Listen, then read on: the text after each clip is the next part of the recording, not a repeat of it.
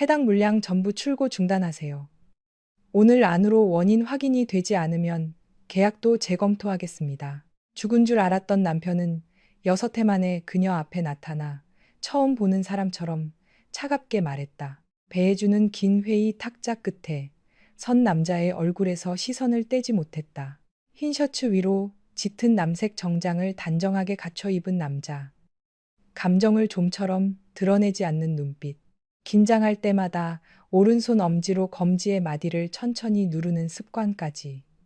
모든 것이 기억 속의 그와 같았다. 백현도였다. 혜주의 남편이었고 그녀가 세상에서 가장 사랑했던 사람이었으며 6해 전 터널 사고 뒤 시신조차 찾지 못한 채 사망 처리된 남자였다. 그런데 지금 그가 살아 있었다.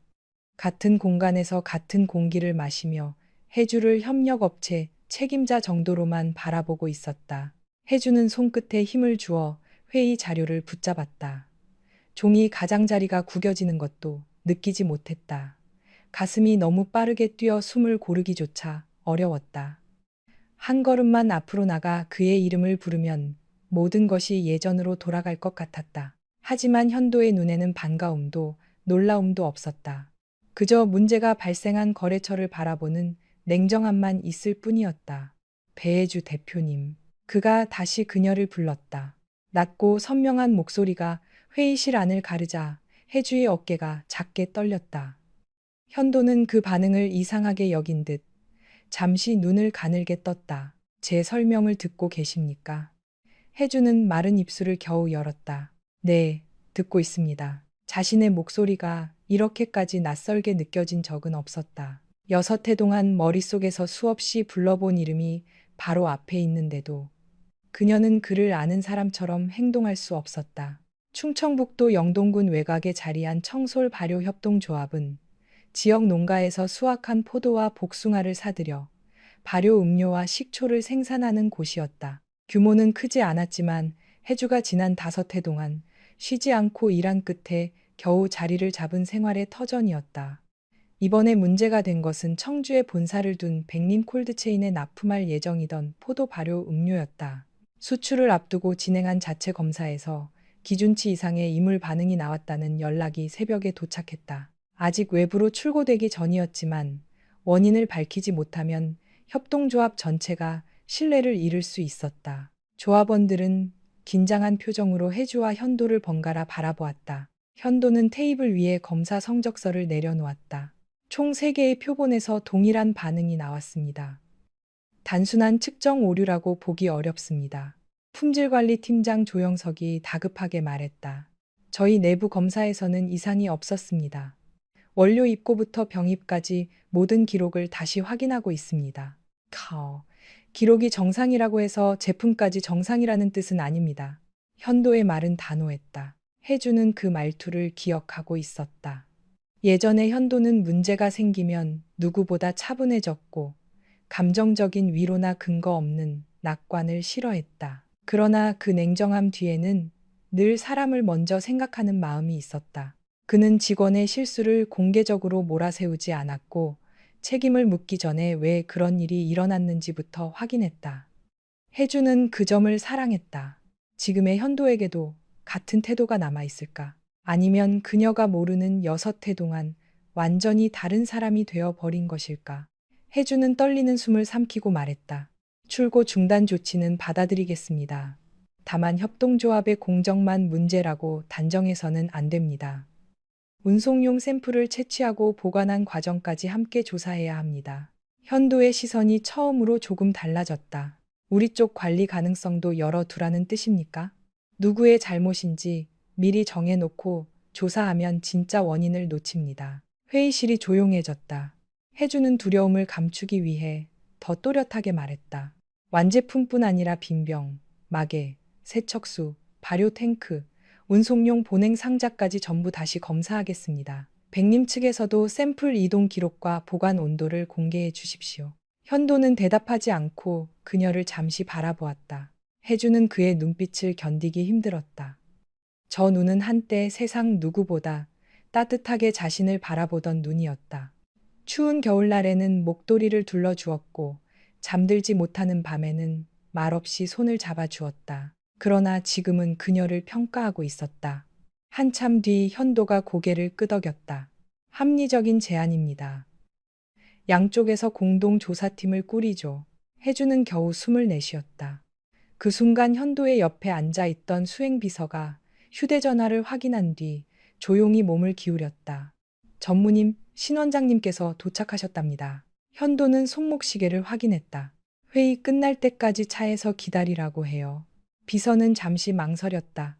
오늘 약속 장소로 바로 이동하셔야 해서 안으로 들어오신 것 같습니다. 현도는 불편한 기색을 감추지 못했지만 더 말하지 않았다. 잠시 후 회의실 문이 열리고 우아한 베이지색 원피스를 입은 여성이 들어왔다. 단정하게 묶은 머리와 차분한 표정에서는 익숙한 자신감이 느껴졌다. 여성은 조합원들에게 가볍게 인사한 뒤 현도에게 다가갔다. 회의가 길어질 것 같아서 안에서 기다리려고 왔어요. 방해했다면 미안해요. 현도는 자리에서 일어나 그녀에게 의자를 내어주었다. 조금만 기다려요, 예담씨. 해주는 자신의 심장이 아래로 가라앉는 듯한 느낌을 받았다. 신예담. 6해 전에도 한번 들었던 이름이었다. 청주의 의료재단 이사장 딸이자 흉부외과 의사. 백씨 집안에서 현도의 혼처로 오래전부터 염두에 두었다던 여자였다. 현도는 예담을 사랑한 적이 없다고 했었다. 가족이 정한 결혼은 하지 않겠다고, 자신이 선택한 사람과 살겠다고 했다. 그래서 두 사람은 집안의 반대를 피해 혼인신고부터 했었다. 그런데 지금 예담은 현도의 곁에 너무도 자연스럽게 앉아 있었다. 회의가 마무리될 무렵 조합의 고령 조합원인 김복순이 상황을 알지 못한 채 예담에게 물었다. 아가씨는 백 전무님하고 어떤 사이예요? 예담이 살짝 웃으며 현도를 바라보았다. 현도는 잠시 침묵하다가 담담하게 대답했다. 곧 약혼할 사람입니다. 해주의 귀에서 순간 모든 소리가 사라졌다. 누군가 의자를 끄는 소리도, 창밖에서 지게차가 움직이는 소리도 들리지 않았다. 현도의 입술이 움직이는 모습만 보였다. 곧 약혼할 사람. 그 말은 이상할 만큼 현실감이 없었다. 6해 동안 죽은 줄 알았던 남편이 살아 돌아온 사실만으로도 감당하기 어려운데 그가 다른 여자와 약혼을 앞두고 있다는 말까지 들어야 했다. 해주는 무릎 위에서 손을 꽉 맞잡았다. 손톱이 살을 파고들었지만 아프지 않았다. 예담은 해주의 창백해진 얼굴을 알아차렸는지 걱정스러운 표정으로 물었다. 대표님, 괜찮으세요? 해주는 억지로 입꼬리를 올렸다. 아침부터 정신이 없어서 조금 피곤한 것뿐입니다. 현도가 해주를 바라보았다. 그의 눈썹 사이에 희미한 주름이 생겼다. 그것은 상대의 말을 믿지 못할 때 나타나는 익숙한 표정이었다. 오늘 조사는 여기까지 하겠습니다. 내일부터 백림 품질팀 2명이 상주할 겁니다. 현도가 서류를 정리하며 말했다. 저도 원인이 밝혀질 때까지 영동에 머무르겠습니다. 해주는 반사적으로 고개를 들었다. 며칠 동안 이곳에 머무른다고 했다. 그렇다면 매일 얼굴을 마주쳐야 했다. 자신을 기억하지 못하는 남편과 그가 결혼할 여자를 보면서 아무렇지 않은 척해야 했다. 그 사실만으로도 가슴이 조여왔다. 회의가 끝난 뒤 조합원들은 하나둘 자리에서 일어났다. 해주는 현도를 붙잡아 묻고 싶은 것이 너무 많았다. 어떻게 살아 있었는지, 왜 돌아오지 않았는지, 자신을 정말 기억하지 못하는지, 6해 전, 비가 쏟아지던 밤 마지막으로 했던 말을 조금도 기억하지 못하는지. 하지만 입이 떨어지지 않았다. 현도는 예담과 함께 회의실을 나가려다가 문 앞에서 걸음을 멈췄다. 배 대표님. 해주는 놀란 마음을 감추고 그를 바라보았다. 네. 우리가 예전에 만난 적이 있습니까? 심장이 다시 세게 뛰기 시작했다. 해주는 그의 얼굴을 살폈다. 혹시 기억이 돌아온 것인지 자신을 떠보는 것인지 알 수 없었다. 왜 그렇게 생각하십니까? 회의 내내 저를 보는 표정이 이상했습니다. 현도는 감정을 읽기 어려운 얼굴로 말했다. 놀란 사람 같기도 했고 원망하는 사람 같기도 했습니다. 해주는 잠시 말을 잃었다. 원망하지 않았다고 하면 거짓말이었다. 살아 있었으면서 왜 오지 않았느냐고 붙잡고 묻고 싶었다. 하지만 그보다 더 큰 감정은 안도였다. 살아 있어서 다행이었다. 그 사실 하나만으로도 지난 6해의 외로움이 모두 보상받는 것 같았다. 그러나 그가 자신을 기억하지 못한다는 현실이 그 안도를 다시 절망으로 바꾸고 있었다. 해주는 시선을 피하며 대답했다. 전무님과 닮은 사람을 알고 있었습니다. 누구였습니까? 이미 오래전에 죽은 사람입니다. 현도의 눈빛이 잠시 흔들렸다. 해주는 그 표정을 더 보고 있을 수 없어 먼저 회의실을 나왔다. 복도 끝세면실에 들어가 문을 잠근 뒤에야 참았던 숨을 길게 내쉬었다. 거울 속 자신의 얼굴은 핏기가 없었다. 해주는 찬물로 손을 씻었다. 손등 위로 물이 흐르자 6해 전의 장면이 선명하게 떠올랐다. 그때 해주는 28이었고 현도는 32이었다. 두 사람은 청주에 있는 한 물류센터의 화재 안전점검 현장에서 처음 만났다. 해주는 식품회사 품질관리팀 직원이었고 현도는 냉장 운송 설비를 담당하는 백림 콜드체인의 본부장이었다. 첫 만남은 좋지 않았다. 해주는 기준 온도를 지키지 못한 차량의 출고를 막았고 현도는 이미 계약 시간이 촉박하다며 다른 해결책을 찾자고 했다. 해주는 그를 재벌가 출신의 오만한 임원이라고 생각했다. 하지만 현도는 운전기사에게 책임을 떠넘기지 않았다. 그는 모든 차량을 다시 점검하라고 지시했고 지연 비용도 회사가 부담하게 했다. 그날 늦은 밤까지 현장에 남아있던 해주에게 현도는 따뜻한 캔커피를 건넸다. 규정을 지키는 사람이 미움받는 건 이상한 일입니다.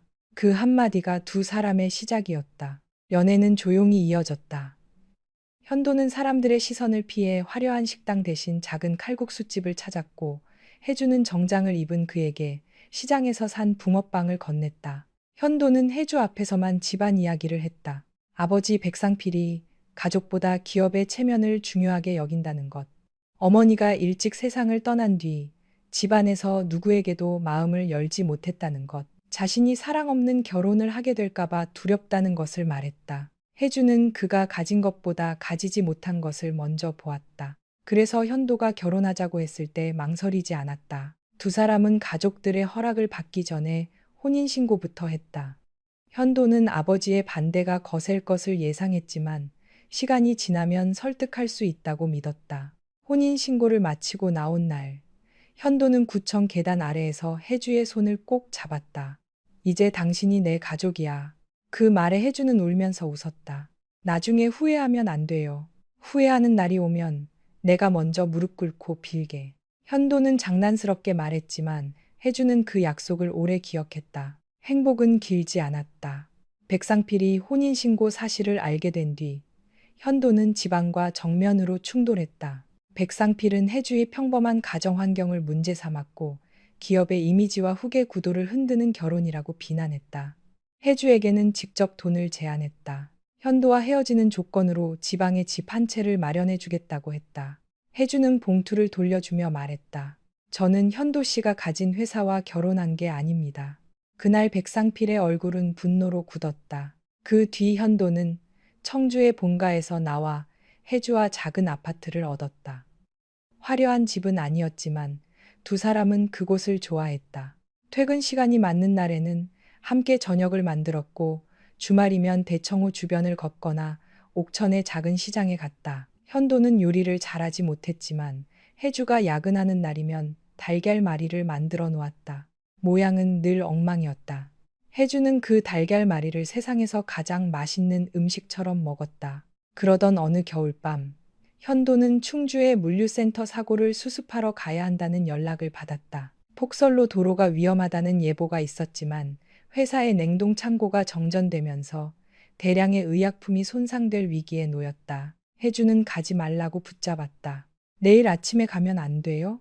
지금 안 가면 병원으로 보낼 약이 전부 못 쓰게 될 수도 있어.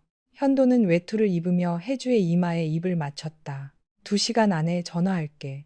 그가 현관을 나서기 전 해주는 이상할 만큼 불안했다. 현도 씨, 그가 돌아보았다. 꼭 돌아와요. 현도는 미소를 지으며 말했다. 당연하지. 여기가 내 집인데. 그것이 두 사람이 나눈 마지막 대화였다. 현도가 탄 차량은 옥천과 보은을 잇는 터널 안에서 화물차와 충돌했다. 사고 직후 차량에 불이 붙었고 터널 내부의 구조물이 일부 무너졌다. 운전기사는 현장에서 발견되었지만 현도는 찾지 못했다. 경찰은 충돌 직후 그가 차량 밖으로 빠져나갔을 가능성을 조사했으나 폭설과 화재로 흔적을 확인하기 어려웠다. 며칠 동안 수색이 이어졌지만 아무것도 발견되지 않았다. 백상필은 한 달도 지나지 않아 현도의 사망 절차를 준비했다. 해주는 끝까지 반대했다. 시신도 없는데 어떻게 죽었다고 단정합니까? 백상필은 차갑게 대답했다. 살아있다면 벌써 돌아왔겠지. 해주는 매일 경찰서와 병원을 찾아다녔다. 사고 지역 주변의 요양원과 보호시설까지 확인했다. 누군가 기억을 잃은 채 발견되었다는 소식만 들려도 달려갔다. 그러던 중 계속되는 어지럼증 때문에 병원을 찾았다가 임신 사실을 알게 되었다. 기쁨보다 먼저 눈물이 났다. 현도가 그토록 바라던 아이였다. 두 사람은 언젠가 아이가 생기면 이름을 함께 짓자고 했다. 아들이든 딸이든 건강하기만 하면 된다고 했다. 해주는 초음파 사진을 가슴에 품고 백씨 집안을 찾아갔다. 현도가 돌아오지 않더라도 아이만큼은 그들의 가족이라고 믿었다. 그러나 백상필의 반응은 냉담했다. 그 아이가 정말 현도의 아이라는 증거가 있나? 해주는 귀를 의심했다. 지금 무슨 말씀을 하시는 겁니까? 혼인신고를 했다는 이유만으로 모든 말을 믿어야 하나? 현도가 없는 상황에서 임신 사실을 들고 찾아오면 내가 기뻐할 거라고 생각했나? 해주의 온몸이 떨렸다. 아버님께서 저를 싫어하시는 건 압니다. 하지만 태어나지도 않은 아이까지 부정하시면 안 됩니다. 백상필은 책상 위에 서류 봉투를 밀어놓았다.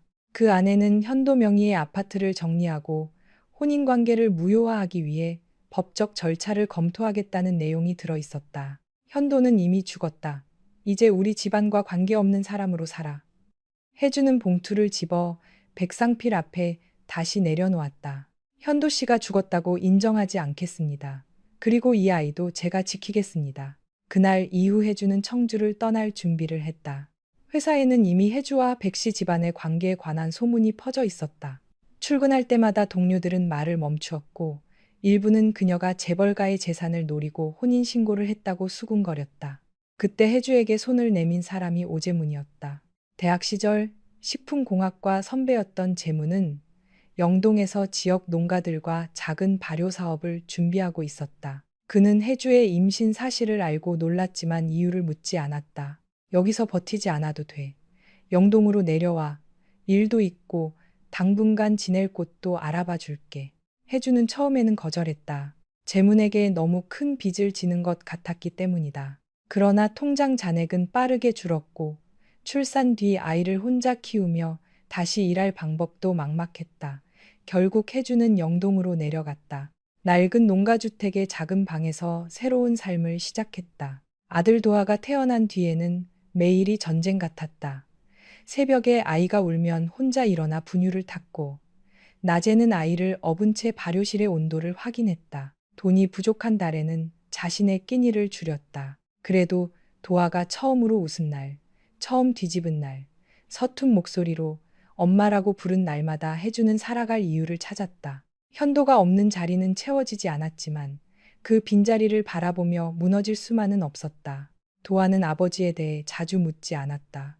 해주가 먼저 말해주지 않았기 때문이다. 다만 집안 깊숙한 서랍에는 현도와 함께 찍은 사진 한 장, 혼인관계 증명서 한 부, 사고 당시 신문 기사가 보관되어 있었다. 해주는 도하가 잠든 뒤 가끔 그 서랍을 열어보았다. 사진 속 현도는 해주의 어깨를 감싸고 환하게 웃고 있었다. 그 모습을 보고 있으면 아직 어딘가에서 살아있을 것 같은 생각이 들었다. 그러나 시간이 흐를수록 기다림은 희망보다 습관에 가까워졌다. 해주는 더 이상 그가 돌아올 날을 상상하지 않았다. 도하를 건강하게 키우고 협동조합을 지키는 것만 생각했다. 그렇게 겨우 과거를 마음 깊은 곳에 묻었는데 현도가 갑자기 살아서 나타난 것이었다. 세면실에서 정신을 가다듬고 나온 해주는 곧바로 발효실로 향했다. 지금은 개인적인 감정에 빠져 있을 때가 아니었다. 제품 이상 원인을 찾지 못하면 조합원 23 가구의 생계가 흔들릴 수 있었다. 해주는 흰 위생복을 입고 머리카락을 정리했다. 탱크의 온도와 산도를 하나씩 확인하고 전날 작업 일지를 가져오게 했다. 오후가 되자 재문이 조합으로 찾아왔다. 그는 현재 청솔 발효 협동조합의 외부 영업과 투자 업무를 맡고 있었다. 깔끔한 회색 코트를 입은 재문은 사무실에 들어오자마자 해주의 얼굴부터 살폈다. 소식 들었어. 백님 쪽에서 출고를 막았다며. 해주는 컴퓨터 화면에서 시선을 떼지 않은 채 대답했다. 아직 문제 원인을 찾지 못했어요. 계약이 깨져도 다른 유통사를 알아보면 돼. 이번 일은 계약 하나의 문제가 아니에요. 우리가 안전하지 않은 제품을 만들었다는 소문이 나면 농가들까지 피해를 봐요. 재무는 그녀 앞에 따뜻한 차를 내려놓았다. 그래도 네가 쓰러질 때까지 할 필요는 없어. 해주는 차를 보다가 조용히 물었다. 선배는 백현도가 살아있다는 걸 알고 있었어요? 재문의 손이 잠시 멈췄다. 그러나 그는 곧 평소의 표정을 되찾았다. 무슨 말이야? 오늘 백림에서 온 전무가 백현도였어요. 재문의 얼굴에서 미소가 사라졌다. 확실해? 제가 그 사람 얼굴을 어떻게 모르겠어요. 혜주는 애써 담담하게 말했지만 목소리 끝이 떨렸다. 그런데 저를 전혀 기억하지 못해요. 곧 다른 여자와 약혼한대요. 재문은 한동안 아무 말도 하지 않았다. 그는 혜주의 맞은편에 앉아 손을 모았다. 사고 이후 기억을 잃은 건 아닐까? 그럴 수도 있겠죠. 그렇다면 지금 당장 과거를 말하지 않는 게 좋을 것 같아. 혜주가 고개를 들었다. 재문은 신중한 목소리로 말을 이었다. 네가 충격을 받은 건 이해해. 하지만 그 사람은 지금 약혼을 앞두고 있고 백씨 집안은 예전보다 훨씬 커졌어. 도하의 존재까지 알게 되면 그들이 어떻게 나올지 몰라. 도하는 현도 씨 아들이에요. 그 사람의 아들인 동시에 네가 혼자 키운 아이야. 재문의 말에는 힘이 들어갔다. 백상필 회장이 예전에 너한테 어떻게 했는지 잊었어? 그 집안이 아이를 데려가려고 하면 어떻게 할 건데? 해주는 대답하지 못했다. 그것은 그녀가 가장 두려워하는 일이었다. 현도가 도하의 아버지라는 사실은 변하지 않았다. 하지만 현도는 현재 해주를 기억하지 못했고 백씨 집안이 자신의 혈통을 발견한다면 어떤 방식으로든 개입하려 할 수 있었다. 해주는 도하를 잃을 가능성을 단 한 번도 생각해 본 적이 없었다. 재무는 조금 부드러워진 목소리로 말했다. 일단 제품 문제부터 해결하자. 그 뒤에 천천히 생각해도 늦지 않아. 해주는 고개를 끄덕였지만 마음속 혼란은 가라앉지 않았다. 그날 오후 4시쯤 방과 후 돌봄 교실에 있어야 할 도하가 협동조합에 나타났다. 담임 교사가 급한 회의 때문에 평소보다 일찍 아이들을 보냈고 이웃 농가 할머니가 도하를 데려다 준 것이었다. 도하는 노란색 책가방을 맨 채 사무실 문을 열었다. 엄마, 해주는 놀라 자리에서 일어났다. 도하야, 오늘 왜 이렇게 일찍 왔어? 복순 할머니가 데려다 줬어. 도하는 또래보다 말수가 적고 눈치가 빨랐다. 엄마의 표정이 평소와 다르다는 것을 금세 알아차렸다. 엄마 어디 아파? 아니야. 일이 조금 많아서 그래. 해주는 아이의 머리를 쓰다듬었다. 그때 발효실 쪽에서 현도가 직원들과 함께 나왔다. 도하는 낯선 사람들을 피해 주의 옆으로 한 걸음 다가섰다. 그러다 현도의 얼굴을 본 순간 움직임을 멈췄다. 현도 역시 아이를 바라보았다. 두 사람 사이에 설명하기 어려운 침묵이 흘렀다. 도하는 해주의 손을 잡은 채 현도를 뚫어지게 쳐다보았다. 아이의 눈매와 굳게 담은 입술은 놀라울 만큼 현도와 닮아 있었다. 현도의 비서도 그 사실을 알아차린 듯 두 사람을 번갈아 보았다. 현도가 먼저 물었다. 아들입니까? 해주는 도하의 손을 조금 더 단단히 잡았다. 네. 몇 살이죠? 6살입니다. 현도의 눈빛이 미묘하게 변했다. 그는 자신도 이유를 알 수 없다는 듯 도하를 오래 바라보았다. 도하는 엄마 뒤로 숨지 않았다. 대신 현도의 왼쪽 눈썹 위에 난 작은 흉터와 손목시계, 긴 손가락을 하나씩 살폈다. 해주는 불안해졌다. 도하는 몇 달 전 우연히 서랍 속 사진을 본 적이 있었다. 해주는 사진 속 남자가 오래전에 세상을 떠난 엄마의 친구라고 얼버무렸다. 하지만 아이가 그 말을 완전히 믿지 않았다는 것을 알고 있었다. 현도가 도하에게 물었다. 이름이 뭐니? 도하는 곧바로 대답하지 않았다. 잠시 뒤 또렷한 목소리로 말했다. 배도하여. 도하. 현도가 아이의 이름을 천천히 따라 말했다. 그 순간 그의 얼굴에 짧은 고통이 스쳤다. 현도는 관자놀이를 누르며 눈을 감았다. 머릿속 어딘가에서 희미한 여자의 목소리가 들리는 것 같았다. 우리 아이가 태어나면 이름을 같이 지어요. 기억인지 환청인지 알 수 없는 목소리였다. 현도는 눈을 뜨고 혜주를 바라보았다.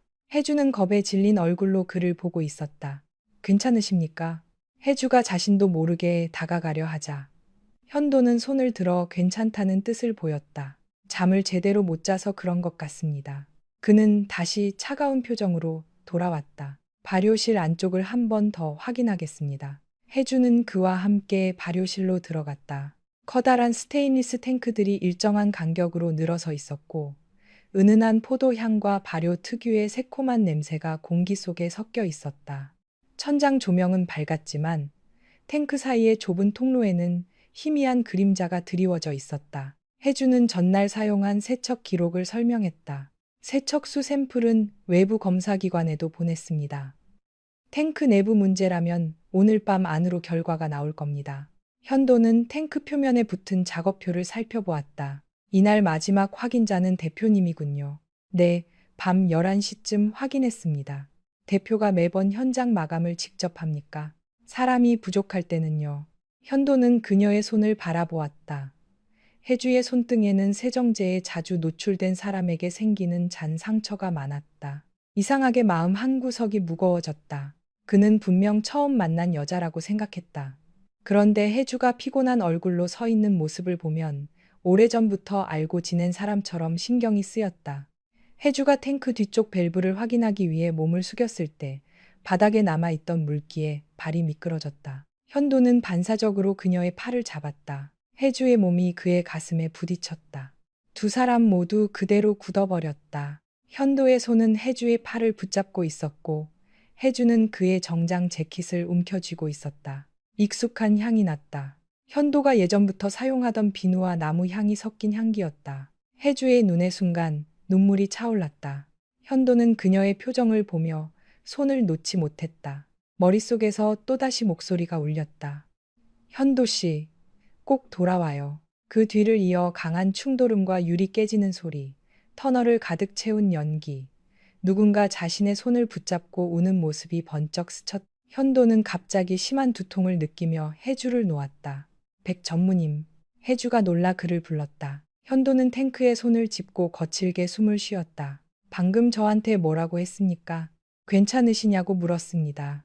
그 전에는요. 아무 말도 하지 않았습니다. 현도는 혼란스러운 얼굴로 그녀를 바라보았다. 분명 여자의 목소리를 들었다. 그 목소리는 혜주의 목소리와 너무 닮아 있었다. 그때 발효실 문이 열리며 예담이 들어왔다. 현도 씨, 또 두통이 온 거예요? 그녀는 익숙하게 현도의 손목을 잡고 맥박을 확인했다. 혜주는 두 사람이 가까이 서 있는 모습을 보며 조용히 한 걸음 물러났다. 예담은 걱정스러운 표정으로 말했다. 오늘은 그만하고 병원에 가요. 최근에 무리하면 안 된다고 했잖아요. 현도는 손을 빼며 고개를 저었다. 잠깐 어지러웠을 뿐입니다. 기억 장애가 있는 사람에게 갑작스러운 두통은 가볍게 넘길 일이 아니에요. 혜주는 그 말을 놓치지 않았다. 기억 장애. 그제야 모든 조각이 맞춰지는 듯 했다. 현도가 자신을 모르는 이유는 고의적인 외면이 아니었다. 사고 뒤 기억을 잃은 것이었다. 혜주의 눈빛이 흔들렸다. 예담은 현도의 상태를 살피느라 그 반응을 보지 못했지만 현도는 혜주의 얼굴이 갑자기 달라졌다는 것을 알아차렸다. 왜 그런 표정을 짓습니까? 혜주는 급히 시선을 내렸다. 아무것도 아닙니다. 그날 조사를 마친 뒤 현도와 예담은 영동 시내의 숙소로 돌아갔다. 혜주는 도아와 함께 늦은 저녁까지 사무실에 남아 검사 결과를 기다렸다. 도아는 소파에 앉아 그림책을 보고 있었지만 좀처럼 책장이 넘어가지 않았다.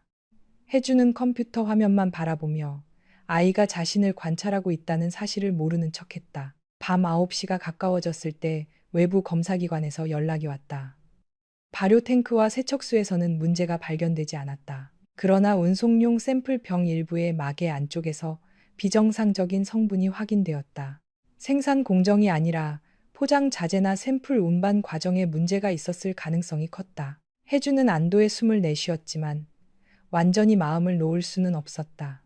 누군가 실수한 것인지, 의도적으로 제품을 오염시킨 것인지 확인해야 했다. 그녀는 현도에게 결과를 보내려다 손가락을 멈췄다. 연락처 목록에 저장되지 않은 번호였지만 오늘 받은 명함에 적힌 번호가 선명히 떠올랐다. 예전에는 숫자를 누르지 않아도 전화할 수 있었던 사람이었다. 혜주는 업무적인 문장만 작성했다. 발효 탱크와 세척소에서는 이상이 발견되지 않았습니다. 샘플 병마개에서 비정상 성분이 확인되어 포장 자재를 조사하겠습니다. 메시지를 보낸 지 얼마 지나지 않아 답장이 왔다. 확인했습니다. 내일 오전에 공동 조사하겠습니다. 짧고 건조한 문장이었다. 혜주는 화면을 한참 바라보다 휴대전화를 내려놓았다. 옆에서 도아가 물었다. 엄마, 응? 오늘 온 아저씨 엄마가 아는 사람이야. 혜주의 가슴이 철렁 내려앉았다. 회사 일 때문에 처음 만난 분이야. 도아는 말없이 혜주를 바라보았다. 아이의 눈빛은 6살답지 않게 진지했지만 그 안에는 영리함보다 두려움이 먼저 담겨 있었다. 엄마가 자신에게 사실을 말하지 않고 있다는 것을 느낀 아이의 불안이었다. 그런데 엄마는 왜 그 아저씨를 보고 울 것 같은 얼굴을 했어? 도하야. 사진 속 사람이랑 똑같아. 혜주는 아무 말도 하지 못했다. 도하는 소파에서 내려와 가방을 열었다. 그리고 접힌 종이 한 장을 꺼냈다. 혜주의 얼굴에서 핏기가 사라졌다. 그것은 집안 서랍 깊숙이 넣어둔 현도와의 혼인관계 증명서 사본이었다. 언제 가져왔는지 알 수 없었다. 도하는 종이 아래에 적힌 이름을 손가락으로 짚었다. 배우자 백현도. 오늘 협동조합에 온 남자의 명함에도 같은 이름이 적혀 있었다. 도하는 눈물을 참듯 입술을 꽉 다물었다. 엄마는 그 아저씨가 죽었다고 했잖아. 혜주는 아이 앞에 천천히 무릎을 꿇었다. 엄마도 그렇게 알고 있었어. 그런데 살아있잖아. 응. 그 아저씨는 우리를 몰라? 혜주는 대답하려 했지만 목이 메어 소리가 나오지 않았다. 도하는 떨리는 목소리로 마지막 질문을 꺼냈다. 엄마, 오늘 온 그 사람이 정말 내 아빠야? 혜주는 도하의 눈을 피할 수 없었다. 아이가 손에 쥔 혼인관계 증명서가 바스락거렸다. 밤늦은 사무실 안은 조용했고 창밖에서는 겨울바람이 비닐하우스 천막을 두드리는 소리만 들렸다. 도하는 울지 않으려고 애쓰는 얼굴이었다. 엄마에게 진실을 듣고 싶으면서도 그 진실이 자신을 아프게 할까봐 두려워하는 아이의 표정이었다. 혜주는 천천히 도하의 손에서 서류를 받아 탁자 위에 내려놓았다. 맞아. 오늘 온 백현도 전무님은 도하 아빠야. 도하의 눈이 커졌다. 예상하고 있었지만 엄마의 입으로 확인받는 순간은 달랐다. 그런데 왜 나를 모르는 척했어? 모르는 척한 게 아니야. 사고가 난 뒤에 기억을 많이 잃은 것 같아. 엄마도 기억 못해? 혜주는 고개를 끄덕였다. 도하는 입술을 꾹 다물고 한참 생각했다. 그러다 아주 작은 목소리로 물었다. 그럼 아빠가 나를 싫어하는 건 아니지? 그 질문이 혜주의 가슴을 찔렀다. 아이는 아버지가 존재한다는 사실보다 자신이 거절당할 가능성을 먼저 걱정하고 있었다. 혜주는 도하를 품에 끌어안았다. 아니야. 절대 그런 게 아니야. 아빠는 내가 있는지도 몰라. 알게 되면 좋아할까? 혜주는 쉽게 대답할 수 없었다. 현도가 예전의 현도라면 기뻐했을 것이다.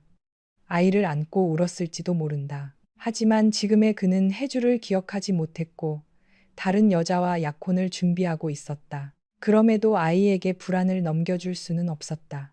도하는 누구에게도 미움받을 아이가 아니야. 그 말 말고. 도하가 엄마의 품에서 고개를 들었다. 아빠가 좋아할 것 같아. 혜주는 잠시 눈을 감았다가 천천히 대답했다. 엄마가 알던 아빠라면 세상에서 제일 많이 좋아했을 거야. 도하는 웃지 않았다. 지금 아빠는 엄마가 알던 아빠가 아니야. 기억이 다르다고 완전히 다른 사람이 되는 건 아니야. 하지만 시간이 필요해. 당분간은 네가 먼저 아빠라고 말하면 안 돼. 왜? 내가 다치지 않게 엄마가 먼저 확인할 게 있어. 도하는 이해하지 못한 표정이었지만 고개를 끄덕였다. 얼마나 기다려야 해? 오래 기다리게 하지 않을게. 혜주는 그렇게 약속했지만 자신이 없었다. 그날 밤 혜주는 도하를 재운 뒤 혼인관계 증명서를 다시 펼쳤다. 백상필의 변호사는 모든 관계가 정리됐다고 했지만 최근 발급한 서류에는 여전히 백현도가 배우자로 남아 있었다. 법이 두 사람을 부부라고 해도 현도의 마음까지 남편으로 돌아오는 것은 아니었다. 다음 날 아침, 혜주는 도아를 학교에 데려다 준 뒤 곧바로 협동조합으로 향했다. 백림 콜드체인 품질팀은 이미 도착해 있었다. 현도는 어제와 같은 단정한 정장 대신 어두운 작업 점퍼를 입고 현장 직원들과 함께 포장 자재를 확인하고 있었다. 문제가 생기면 보고서만 받지 않고 현장에 서던 과거의 모습과 같았다. 혜주는 자신도 모르게 그를 오래 바라보았다. 현도가 시선을 느끼고 고개를 들었다. 무슨 문제 있습니까? 아닙니다. 조사 상황을 보러 왔습니다. 현도는 장갑을 벗으며 혜주 쪽으로 걸어왔다. 마개 공급업체의 출고 기록을 확인했습니다. 같은 날 납품된 다른 업체 제품에서는 이상 성분이 나오지 않았습니다. 그렇다면 공급 단계의 문제는 아닐 가능성이 높겠네요. 우리 쪽 샘플 보관실 출입 기록도 확인 중입니다. 현도는 잠시 멈췄다가 낮은 목소리로 덧붙였다. 어제 대표님이 지적한 대로 운송 이후에 오염됐을 가능성이 있습니다. 백림 쪽 책임으로 밝혀지면 계약 중단도 철회하실 겁니까? 물론입니다. 원인이 우리 쪽에 있다면 조합원들에게 공개적으로 설명하겠습니다.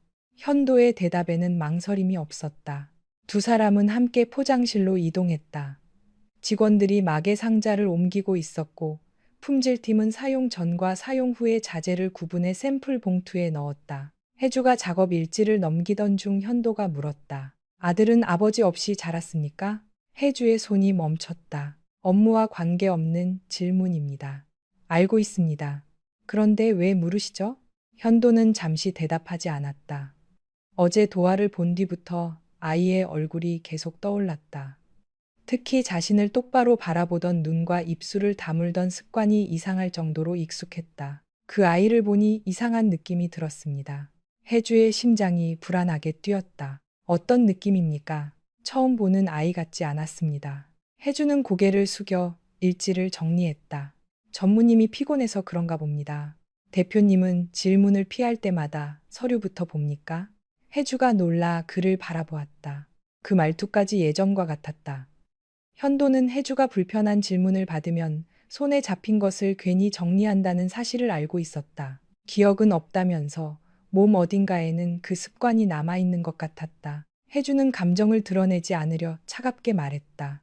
제 사생활은 조사 대상이 아닙니다. 현도는 더 묻지 않았다.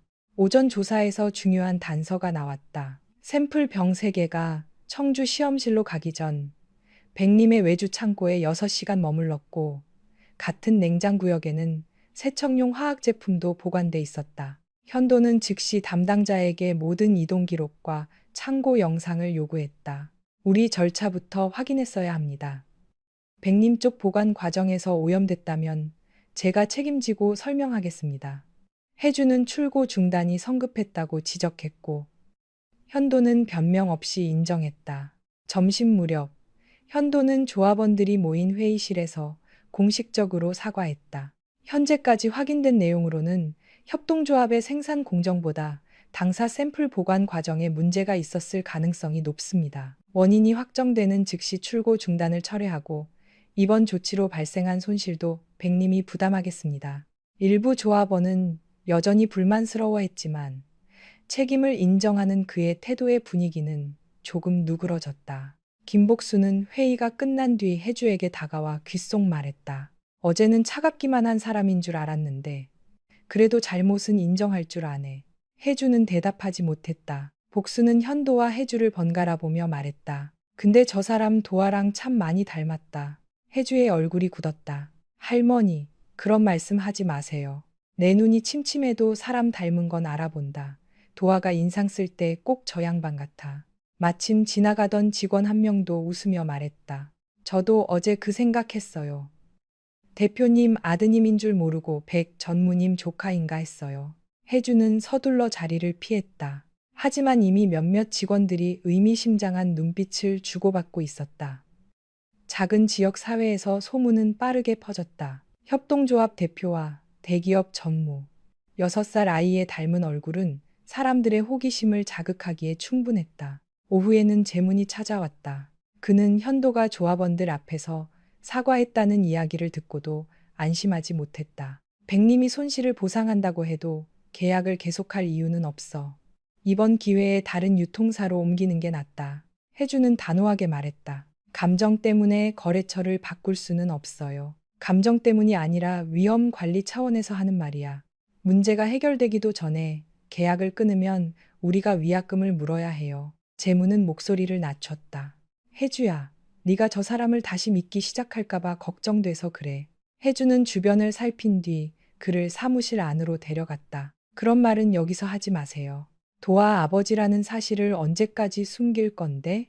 제가 결정할 일이에요. 현도는 약혼할 사람이 있어. 너를 기억하지도 못해. 괜히 도아까지 상처받게 하지 마. 재문의 말은 맞는 부분이 있었다. 하지만 혜주는 그가 자신의 선택을 대신 결정하려는 듯한 태도가 불편했다. 도아가 상처받지 않게 하는 건 제가 판단해요. 재문은 잠시 입을 다물었다. 나는 내가 또 그 집안 때문에 무너지는 걸 보고 싶지 않아. 알아요. 선배가 그동안 도와준 것도 잊지 않았어요. 도와준 게 아니라 함께 산 거야. 너와 도아를 가족처럼 생각했어. 혜주는 그 말에 부담을 느꼈다. 재무는 도아가 아플 때 병원에 데려다 주고 조합의 자금난에도 보증을 섰다. 고마웠지만 고마움과 사랑은 같지 않았다. 지금은 제품 문제부터 해결할게요. 혜주가 대화를 끝내려 하자 재무는 더 말하지 않았다. 다만 문을 나서기 전 현도가 있는 포장실 쪽을 차갑게 바라보았다. 그날 저녁 도착한 영상에는 세척제가 샘플 상자에 흘러내리는 장면이 찍혀 있었다. 다음 날 최종 검사에서도 조합의 생산 공정은 정상으로 확인됐다. 현도는 출고 중단을 철회하고 공식 사과와 손실 보상을 약속했다. 문제는 해결됐지만 현도는 영동을 떠나지 않았다. 그는 이번 사건을 계기로 백림의 지역 농산물 유통 체계를 전면적으로 점검하겠다고 했다. 명분은 충분했지만 해주는 그가 다른 이유로 남아있는 것 같은 느낌을 지울 수 없었다. 현도 역시 자신의 행동을 이해하지 못했다. 사건은 마무리되었고 청주로 돌아가야 했다. 약혼 준비도 미뤄져 있었다. 그러나 영동을 떠나려고 하면 혜주와 도하의 얼굴이 떠올랐다.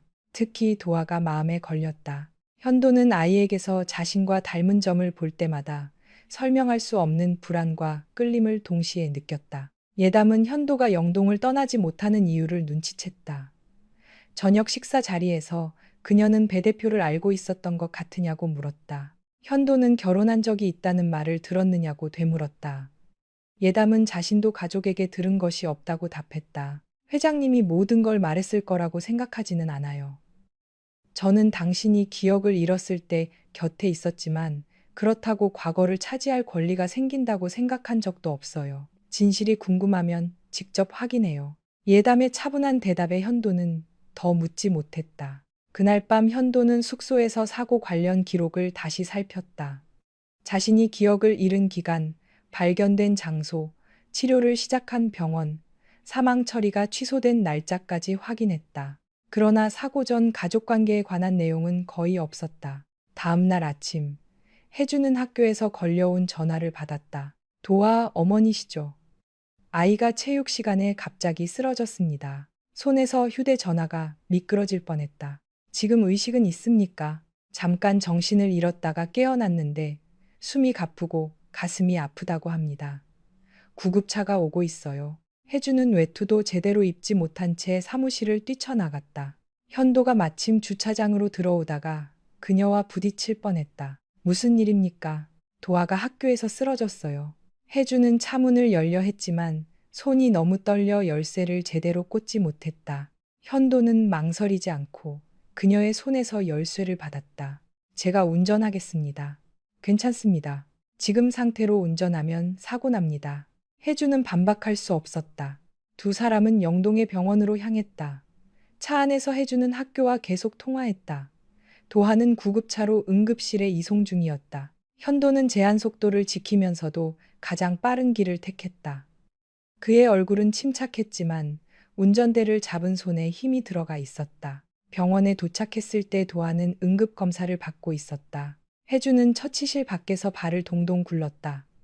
현도는 조금 떨어진 곳에 서 있었지만 그녀만큼 불안해 보였다. 잠시 후 의사가 나왔다. 보호자분이세요? 혜주가 급히 다가갔다. 제가 엄마입니다. 아이는 괜찮습니까? 지금은 의식도 또렷하고 활력 징후도 안정됐습니다. 다만 심전도에서 부정맥이 의심되는 부분이 보여서 추가 검사가 필요합니다.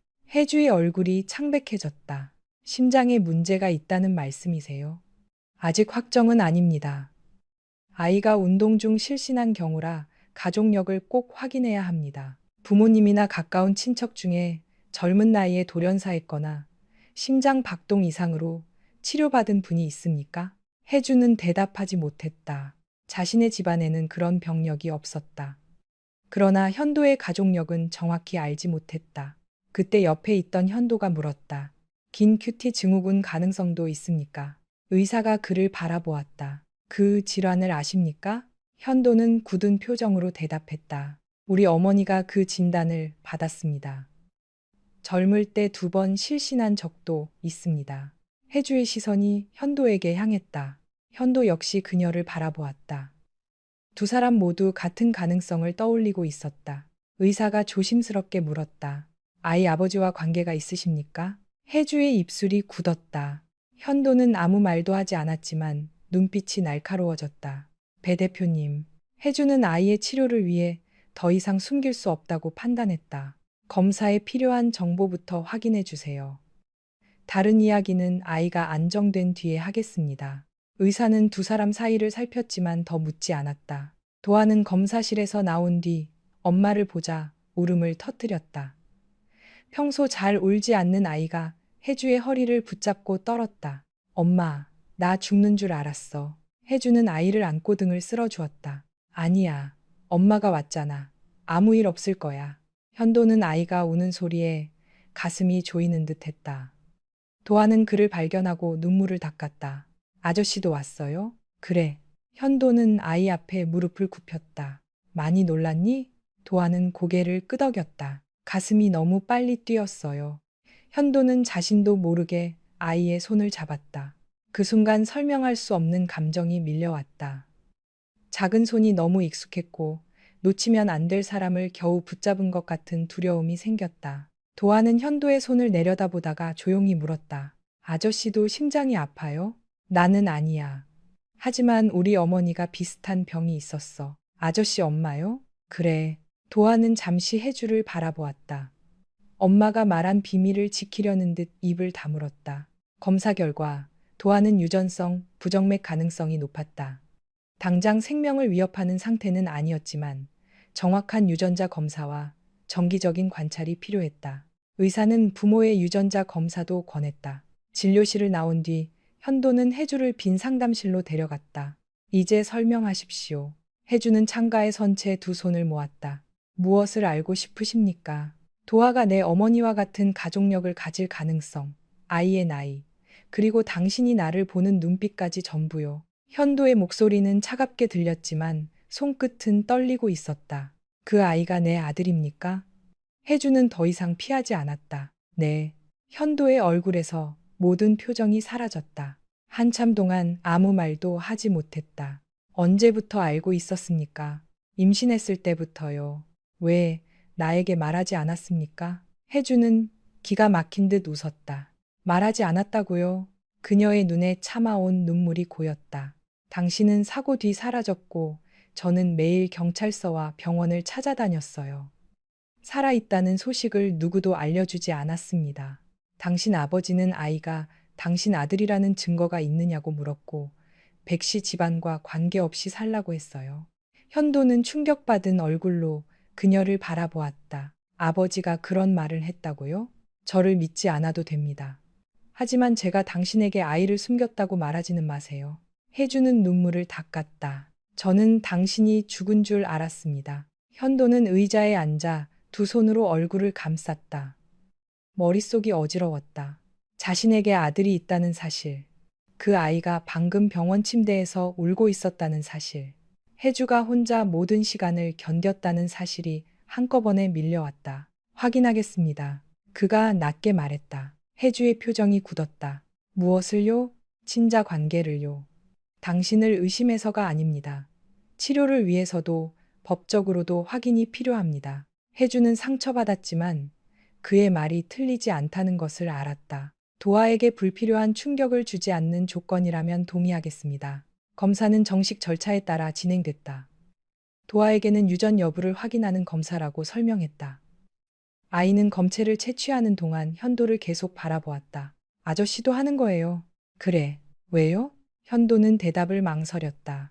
혜주가 대신 말했다. 도아와 아저씨가 같은 병을 물려받았는지 확인하려고. 도아는 더 묻지 않았지만 눈빛에는 이미 많은 것을 알고 있다는 기색이 있었다. 검사 결과가 나오기까지 사흘이 걸렸다. 그 사흘 동안 현도는 청주로 돌아가지 않았다. 그는 매일 병원에 와서 도하의 상태를 확인했다. 처음에는 복도에서만 기다렸지만 도하가 먼저 병실 안으로 들어오라고 했다. 두 사람은 함께 퍼즐을 맞추거나 창밖을 바라보았다. 현도는 아이와 어떻게 대화해야 할지 몰랐다. 도하 역시 그를 아빠라고 부르지 않았다. 그러나 조용한 시간이 쌓일수록 어색함은 조금씩 줄었다.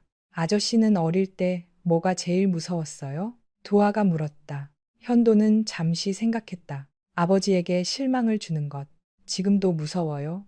예전보다는 덜한 것 같아. 나는 엄마가 우는 게 제일 무서워요. 현도의 시선이 아이에게 머물렀다. 엄마가 많이 울었니? 도하는 퍼즐 조각을 만지작거리며 말했다. 가끔 내가 자는 줄 알 때 울었어요. 현도의 가슴이 무거워졌다. 아저씨 때문에 운 적도 있어요. 도하는 더 말하지 않았다. 검사 결과가 나온 날, 혜주와 현도는 담당 의사 앞에 나란히 앉았다. 의사는 서류를 넘기며 설명했다. 유전자 검사상 도하군에게서 백전무님 모계와 관련된 것으로 보이는 변이가 확인됐습니다. 현재 단계에서는 약물과 생활 관리로 충분히 조절할 수 있습니다. 혜주는 안도의 숨을 내쉬었다. 의사는 이어 친자 확인 결과지를 두 사람 앞에 놓았다. 별도로 요청하신 친자 검사는 부자관계가 성립하는 것으로 나왔습니다. 확률은 99.99% 이상입니다. 현도는 종이를 바라보았다. 백현도와 배도와 두 이름 사이에 법의학적 부자관계가 성립한다는 문장이 적혀 있었다. 그는 몇 번이나 문장을 읽었다. 정말 내 아들이군요. 혜주는 아무 대답도 하지 않았다. 현도는 병실로 가도아 앞에 섰다. 아이는 결과가 무엇인지 눈치챈 듯 긴장한 얼굴이었다. 현도는 아이 앞에 무릎을 꿇었다. 도아야. 도아는 손가락을 꼼지락거렸다. 네. 내가 내 아빠가 맞대. 도아의 눈에 눈물이 고였다. 엄마가 이미 말해줬어요. 현도는 놀라 혜주를 바라보았다. 도아는 울음을 참으며 말했다. 그런데 아빠는 나를 몰랐잖아요. 현도는 아이의 질문에 쉽게 답하지 못했다. 미안하다. 기억이 안 나면 나도 안 보고 싶었어요? 아니야. 현도는 단호하게 말했다. 네가 있다는 걸 알았다면 반드시 찾았을 거야. 도아는 한참 현도의 얼굴을 바라보다 조심스럽게 물었다. 이제는 안 없어져요? 현도의 목이 메었다. 안 없어질게. 도아는 바로 품에 안기지 않았다. 대신 작은 손을 내밀었다. 현도는 그 손을 잡았다. 퇴원 절차를 마친 뒤 현도는 혜주에게 말했다. 두 사람을 청주로 데려가겠습니다. 혜주의 표정이 굳었다. 어디로요? 내가 사는 집이나 본가 근처로요. 도화치료도 청주 의료재단에서 받는 게 낫습니다. 전문의도 있고 필요한 지원을 모두 받을 수 있습니다. 지원은 필요하면 제가 요청하겠습니다. 하지만 이사하지는 않아요. 현도는 이해하지 못했다. 왜요? 도아는 내 아들이기도 합니다. 그래서요? 혜주의 목소리가 차가워졌다. 친자 검사 한 장이 나오자마자 우리가 살 곳까지 정할 권리가 생겼다고 생각합니까? 그런 뜻이 아닙니다. 아이에게 더 좋은 환경을 제공하려는 겁니다. 도아는 이곳에서 태어나고 자랐어요. 학교도 친구도 자신을 돌봐준 이웃들도 여기 있습니다. 대기업 집안의 보호를 받는 것이 무조건 더 좋은 환경이라고 생각하지 마세요. 현도는 입을 다물었다. 혜주는 감정을 억누르며 말을 이었다. 당신이 도아 아버지라는 건 인정합니다. 치료비를 함께 부담하고 아이를 만나는 것도 막지 않을 겁니다. 하지만 우리 삶에 들어오는 방식은 제가 결정해요. 당신 혼자 결정할 문제는 아닙니다. 지난 6해 동안은 저 혼자 결정할 수밖에 없었습니다. 그 말에 현도는 더 이상 반박하지 못했다. 혜주는 도하의 가방을 챙겼다. 혈연은 오늘 확인됐지만 가족이 되는 건 다른 문제예요. 그녀는 현도를 똑바로 바라보았다. 당신은 아직 저에게 남편도 아니고 도하에게 익숙한 아버지도 아닙니다. 현도의 얼굴이 굳었다. 그럼 내가 어떻게 해야 합니까? 기억이 돌아오기만 기다리지 마세요. 지금부터 어떤 사람이 될지 행동으로 보여주세요. 혜주는 도하의 손을 잡고 병원을 나섰다. 그날 저녁 현도는 혼자 청주 본가로 향했다. 몇 년 만에 들어선 오래된 한옥식 별채와 현대식 본체가 이어진 저택은 여전히 차갑고 정돈되어 있었다. 백상필은 서재에서 보고서를 읽고 있었다. 현도가 문을 열고 들어오자 그는 안경을 벗었다. 영동일은 끝났다고 들었다. 왜 바로 회사로 복귀하지 않았지? 현도는 대답 대신 서류 2장을 책상 위에 내려놓았다. 하나는 친자 확인 결과였고 다른 하나는 혜주가 보내준 최근 혼인관계 증명서 사본이었다. 백상필의 얼굴이 굳었다. 현도는 아버지를 바라보며 물었다. 배도하가 제 아들입니다. 백상필은 한동안 말이 없었다. 알고 계셨습니까? 확신은 없었다. 배혜주가 임신 사실을 말했을 때 왜 확인하지 않았습니까? 백상필은 차갑게 대답했다. 당시에는 네가 죽은 것으로 판단했다. 집안을 지키기 위해 필요한 결정을 했을 뿐이다. 현도의 눈빛이 서늘해졌다. 그리고 이 서류는 뭡니까? 그는 혼인관계 증명서를 아버지 앞으로 밀었다. 저와 배혜주는 아직 법적으로 부부로 남아 있습니다. 백상필의 손가락이 미세하게 움직였다. 당신 쪽 변호사는 혜주에게 모든 관계가 정리됐다고 말했다고 합니다. 그런데 정리된 건 아무것도 없습니다. 현도는 한 걸음 더 가까이 다가갔다. 아버지는 6해 동안 제 아내와 아들을 어디에 숨겨둔 겁니까? 백상필은 한동안 아무 말도 하지 않았다. 서재 벽에 걸린 오래된 시계가 초를 넘기는 소리만 차갑게 울렸다. 현도는 아버지의 침묵을 기다렸다. 예전 같았다면 먼저 화를 냈을 것이다. 그러나 지금은 분노보다 확인해야 할 사실이 더 많았다. 아버지는 혜주가 임신했다는 걸 알고 있었습니다. 백상필은 천천히 의자 등받이에 몸을 기댔다. 그 여자가 그렇게 주장했다. 배혜주입니다. 현도의 목소리가 낮아졌다. 제 아내의 이름은 배혜주예요. 그 여자라고 부르지 마십시오. 백상필의 눈빛이 굳었다. 기억도 돌아오지 않은 네가 갑자기 남편 행세를 하는구나. 기억이 없다고 과거에 존재했던 책임까지 없어지는 건 아닙니다. 현도는 책상 위에 친자 확인 결과를 손가락으로 눌렀다. 도하는 제 아들입니다. 아버지가 확인하려는 노력만 했어도 6해 동안 아버지 없이 자라지 않았습니다. 네가 살아 돌아올지 알 수 없는 상황이었다. 회사는 흔들리고 있었고 이사회는 후계 문제로 분열됐다. 나는 집안을 지켜야 했다. 그래서 임신한 아내를 내쫓았습니까? 나는 그 아이가 내 아들이라는 확신이 없었다. 현도는 헛웃음을 흘렸다. 확신이 없으면 확인했어야죠. 의심부터 하고 쫓아낼 게 아니라. 백상필은 아무 대답도 하지 않았다. 현도는 사고 뒤 자신의 치료 기록을 책상 위에 추가로 내려놓았다. 저는 청주의 재단병원에서 2해 가까이 치료받았습니다. 혜주는 사고 지역의 병원과 요양시설을 찾아다녔다고 했습니다. 그런데 왜 제가 어디에 있는지 알지 못했습니까? 치료가 안정될 때까지 외부 접촉을 막았다. 외부 접촉이 아니라 제 아내의 접근을 막은 거겠죠. 백상필은 시선을 피하지 않았다. 내 상태는 불안정했다. 의사는 강한 자극이 회복을 방해할 수 있다고 했다. 그 판단을 의사가 했습니까? 아버지가 했습니까? 현도의 질문에 백상필의 입술이 굳게 다물렸다. 그것만으로도 충분한 대답이었다. 현도는 더 이상 아버지를 설득하려 하지 않았다. 병원 출입 기록, 보호자 지시서, 사고 이후 제게 온 편지와 연락 기록을 전부 넘겨주십시오. 회사로 돌아와라. 네가 지금 해야 할 일은 과거를 뒤지는 게 아니다. 제게는 과거가 아니라 가족의 현재입니다. 신예담과의 약혼은 어떻게 할 생각이냐? 현도는 잠시 침묵했다. 예담 씨에게도 제가 직접 설명하겠습니다. 백님이 지금의 자리까지 온 데는 신의료재단의 지원이 컸다. 개인 감정으로 두 집안의 약속을 깨면 이 사회가 가만히 있지 않을 거다. 현도는 아버지를 똑바로 바라보았다. 제가 기억을 잃은 동안 만들어진 약속이라면 기억이 없는 저를 이용한 계약일 뿐입니다. 백현도, 도하의 치료와 해주의 안전을 방해하는 사람이 있다면 누구든 그냥 두지 않겠습니다. 그 말을 남기고 현도는 서재를 나왔다. 그날 밤 그는 청주 집으로 돌아가지 않았다. 영동으로 내려가는 길에 작은 부동산에 들러 협동조합에서 차로 10분쯤 떨어진 빌라를 계약했다. 넓지도 새 것도 아니었지만 아이가 자주 오가기에 위험하지 않았고 근처에 병원과 학교가 있었다. 다음 날 해주는 현도가 영동에 방을 얻었다는 말을 듣고 황당한 표정을 지었다. 누구 마음대로 이곳에 내려와요? 제가 어디에 사는지까지 허락받아야 합니까? 도화를 핑계로 우리 생활에 갑자기 들어오려 하지 마세요. 현도는 반박하지 않고 작은 수첩을 꺼냈다. 그래서 규칙을 정하려고 왔습니다. 해주는 수첩을 바라보았다. 무슨 규칙이요? 도하를 만날 수 있는 요일과 시간, 치료비 부담 방식, 병원 진료 동행 여부를 정해 주십시오.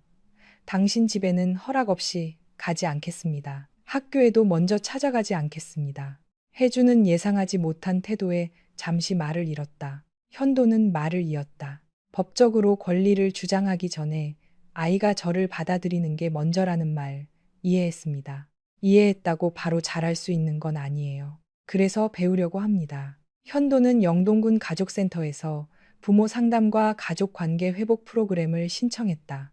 해주는 처음에 거절했지만 도아의 심장질환을 관리하면서 스트레스와 정서 상태도 함께 살피라는 의사의 권유를 받고 상담에 동의했다. 첫 상담 날, 도아는 해주와 현도 사이에 앉았다. 상담사는 도아에게 가족을 그려보라고 했다. 도아는 자신과 해주를 크게 그렸다. 해주는 도아의 손을 잡고 있었고 두 사람 뒤에는 포도밭과 작은 집이 있었다. 한참 뒤 도아는 종이 오른쪽 끝에 현도를 작게 그렸다. 상담사가 물었다. 아빠는 왜 멀리 있어? 도아는 색연필을 내려놓았다. 아직 우리 집에 안 살아요. 도아는 아빠가 가까이 오면 좋겠어. 도아는 해주의 얼굴을 살폈다. 그 모습을 보내 주의 가슴이 아팠다.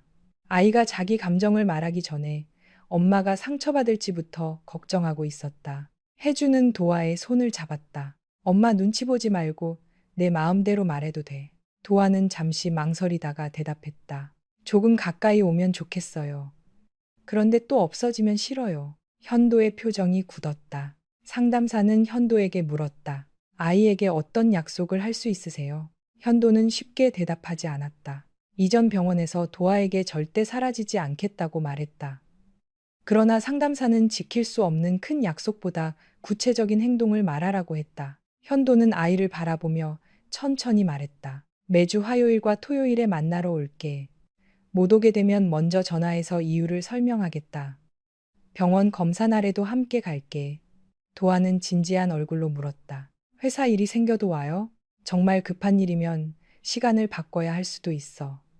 하지만 아무 말 없이 안 오는 일은 없을 거야. 약속해요?